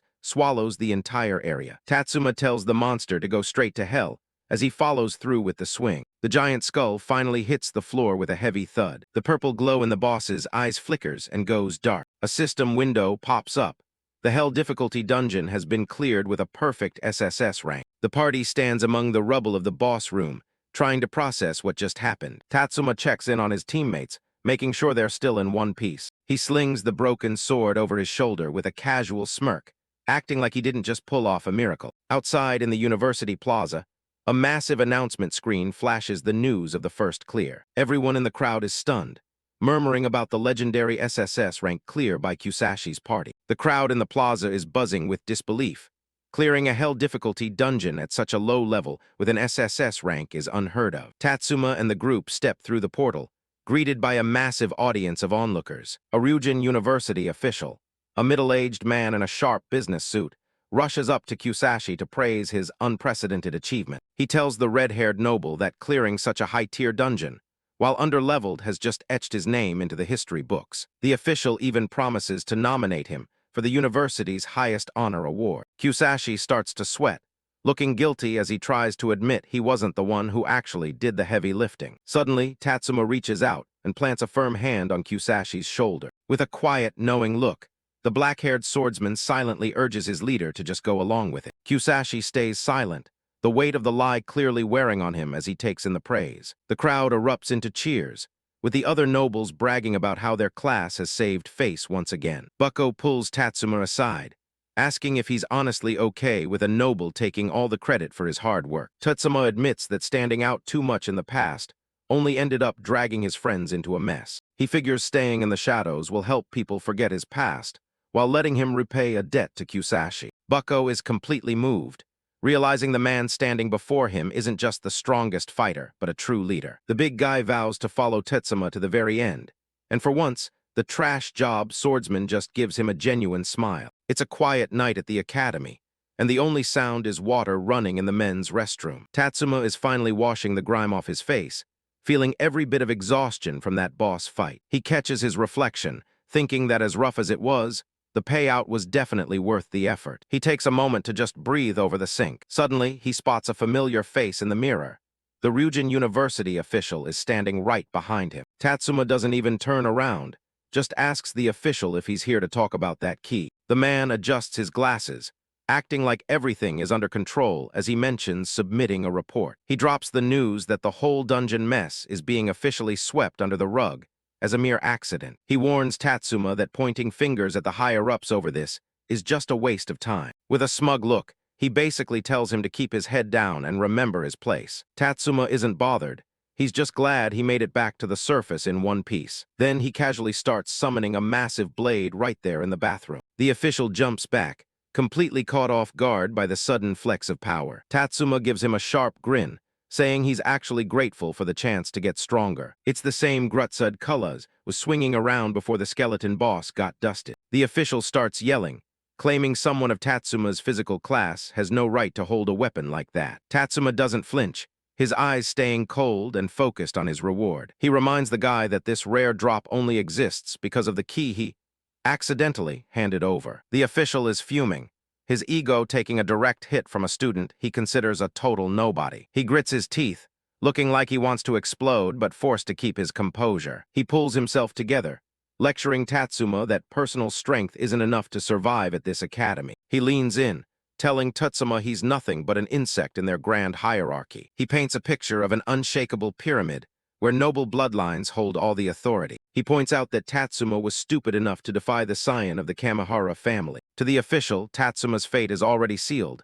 Only death is waiting for him now. Tatsuma just dismisses the blade, telling the guy he couldn't care less about who's a commoner or a noble. He's only got one goal, getting stronger, and he'll crush anyone standing in his way. He gives the official a final warning to stop trying anything funny. The professor is left speechless as Tatsuma just walks right past him. He tries to get the last word in, telling Tatsuma that the harsh reality of this world will catch up to him. He watches him go, wondering how long a lowly student like him can actually last. He's practically drooling at the thought of seeing Tatsuma get crushed by the weight of the pyramid. The bathroom door slams shut, leaving Tatsuma alone with his thoughts. But he's not scared. He's got a confident smirk, telling the world to just wait and see what he does. Back at the dorms, his roommate Bucko is already passed out and snoring like a chainsaw. Tatsuma lies in bed, staring at the golden key he snatched from the boss. It's the skull key, an item that opens a random dungeon with difficulty that scales to his own level. He thinks back to the moment he found it in the cave, a single prize left behind by Kalis. At first, he was disappointed that a single key was his only treasure, but looking at it now, he realizes this is his path to the one thing he actually needs: more power. While Bucko stays fast asleep, Tatsuma decides he's not quite done for the night. He heads out and uses the key, watching as a swirling purple portal tears open in the middle of a secluded cave. Tatsuma lets out a long sigh, probably thinking about how much work he still has to do. He looks at his loot, knowing he needs a solid bank account before he can even think about being the strongest. Tuition and bills are expensive, and he's betting everything on this next run. He activates the key and steps right into the swirling purple void. He finds himself in a massive Gothic palace, but the system marks it as level 8. That's a problem because he's only level 5 right now. He's confused why the key would send him somewhere so far above his pay grade. Then again, maybe it detected his real combat skills are higher than his level suggests. The system warns him to bring a party, but he just thinks the whole situation is interesting. He isn't looking for teammates. The higher the risk, the better the rewards. The Dark Temple has a nasty name, but solo mode usually means the best loot. He stops mid-step, feeling eyes watching him from the shadows. Glowing blue dots emerge from the darkness as a pack moves in. They're demonic wolves, skeletal, stealthy, and definitely hungry. He shrugs it off, figuring they'll make for a decent warm-up. One leaps from the dark, jaws snapping wide open. He cleaves through it with one smooth, effortless motion. The rest of the pack swarms him, but they're just hitting thin air. He notices they're trying to encircle him with a coordinated tactic he's never seen. He shifts low and counterattacks before they can close the gap. A wolf manages to get close, forcing him to block a heavy blow. He grits his teeth, feeling the weight of a level 8 monster. He kicks the beast back and creates some breathing room. These things are definitely tougher than the mobs in the starter woods. He stands in the middle of a pile of bones as the last of them fall. He stares down the last survivor, mocking its sudden hesitation. They retreat the second their plan fails, smart for mindless skeletons. He tightens his bandages and prepares to move deeper into the palace. He enters the next chamber and stops when he sees something on a pedestal. It's a massive treasure chest, looking suspiciously easy to reach. He approaches, wondering why a level 8 dungeon would just give it up. An eye-like gem is embedded right in the center of the lock. The air around the chest starts to hum with ancient energy. He doesn't see any traps, but a chest this exposed has to be bait. It's either a massive win or a death trap, so he decides to roll the dice. He opens it, and a brilliant golden glow spills out. It's the golden eye, a divine artifact that lets him see the truth behind everything. He's shocked to find something this rare in a mid-level zone. He reaches out to touch the golden orb, but it reacts instantly. A sudden surge of power blasts through his entire body. He screams in pain as the artifact fuses directly into his skull. His right eye glows a bright, piercing gold. The artifact has found its new host. Tatsuma checks his status, noticing his HP took a bit of a hit during the fight. The system confirms the wolf is down for good, even listing its elemental weaknesses. He realizes the golden eye is a literal jackpot, letting him see hidden stats like a game menu. He looks back at the chest, which apparently used to seal away some kind of dark energy. A chill runs down his spine as a massive presence suddenly appears behind him. The area boss has arrived, a tall, dark figure draped in ornate armor. It's Dark Elf King Zerachiel, and his list of traits is absolutely terrifying. Tatsuma can't even see the boss's level, which usually means certain death. Zerachiel says something in a strange, ancient tongue that sounds like a threat. Tatsuma just stands there, having no clue what the guy is talking about. The king steps forward, his aura filling the chamber with heavy, oppressive energy. The system can't even translate the language because Tatsuma's own level is too low. Zerachiel raises a hand, his red eyes glowing with cold intent. He fires a shadow arrow that streaks across the room with lethal speed. Tatsuma barely catches it on his blade, the impact shaking him to the core. That one strike took out nearly a third of his sword's durability. He can't take another. Suddenly, he's yanked off his feet and suspended in the air by an unseen force. The Elf King speaks again, looking completely unimpressed by the human. Zerachiel activates a gravity spell, crushing the air out of Tatsuma's lungs. He looks down at Tatsuma with a smirk, fully aware of his overwhelming power. Tatsuma realizes this guy is in a completely different league than the mobs he's faced. He hangs helpless in the air, unable to move a single muscle under the weight of the spell. Zerachiel moves in close, his eyes fixed on the golden artifact in Tatsuma's head. He reaches out with a clawed hand, intending to rip the golden eye right back out. Suddenly, the golden eye flares to life, automatically analyzing the boss's weaknesses. It tells him that a heavy blow to the head will break the king's gravity control. It's a great plan, except his arms are completely pinned to his sides. With the king's hand inches from his face, he realizes he only has one desperate move left.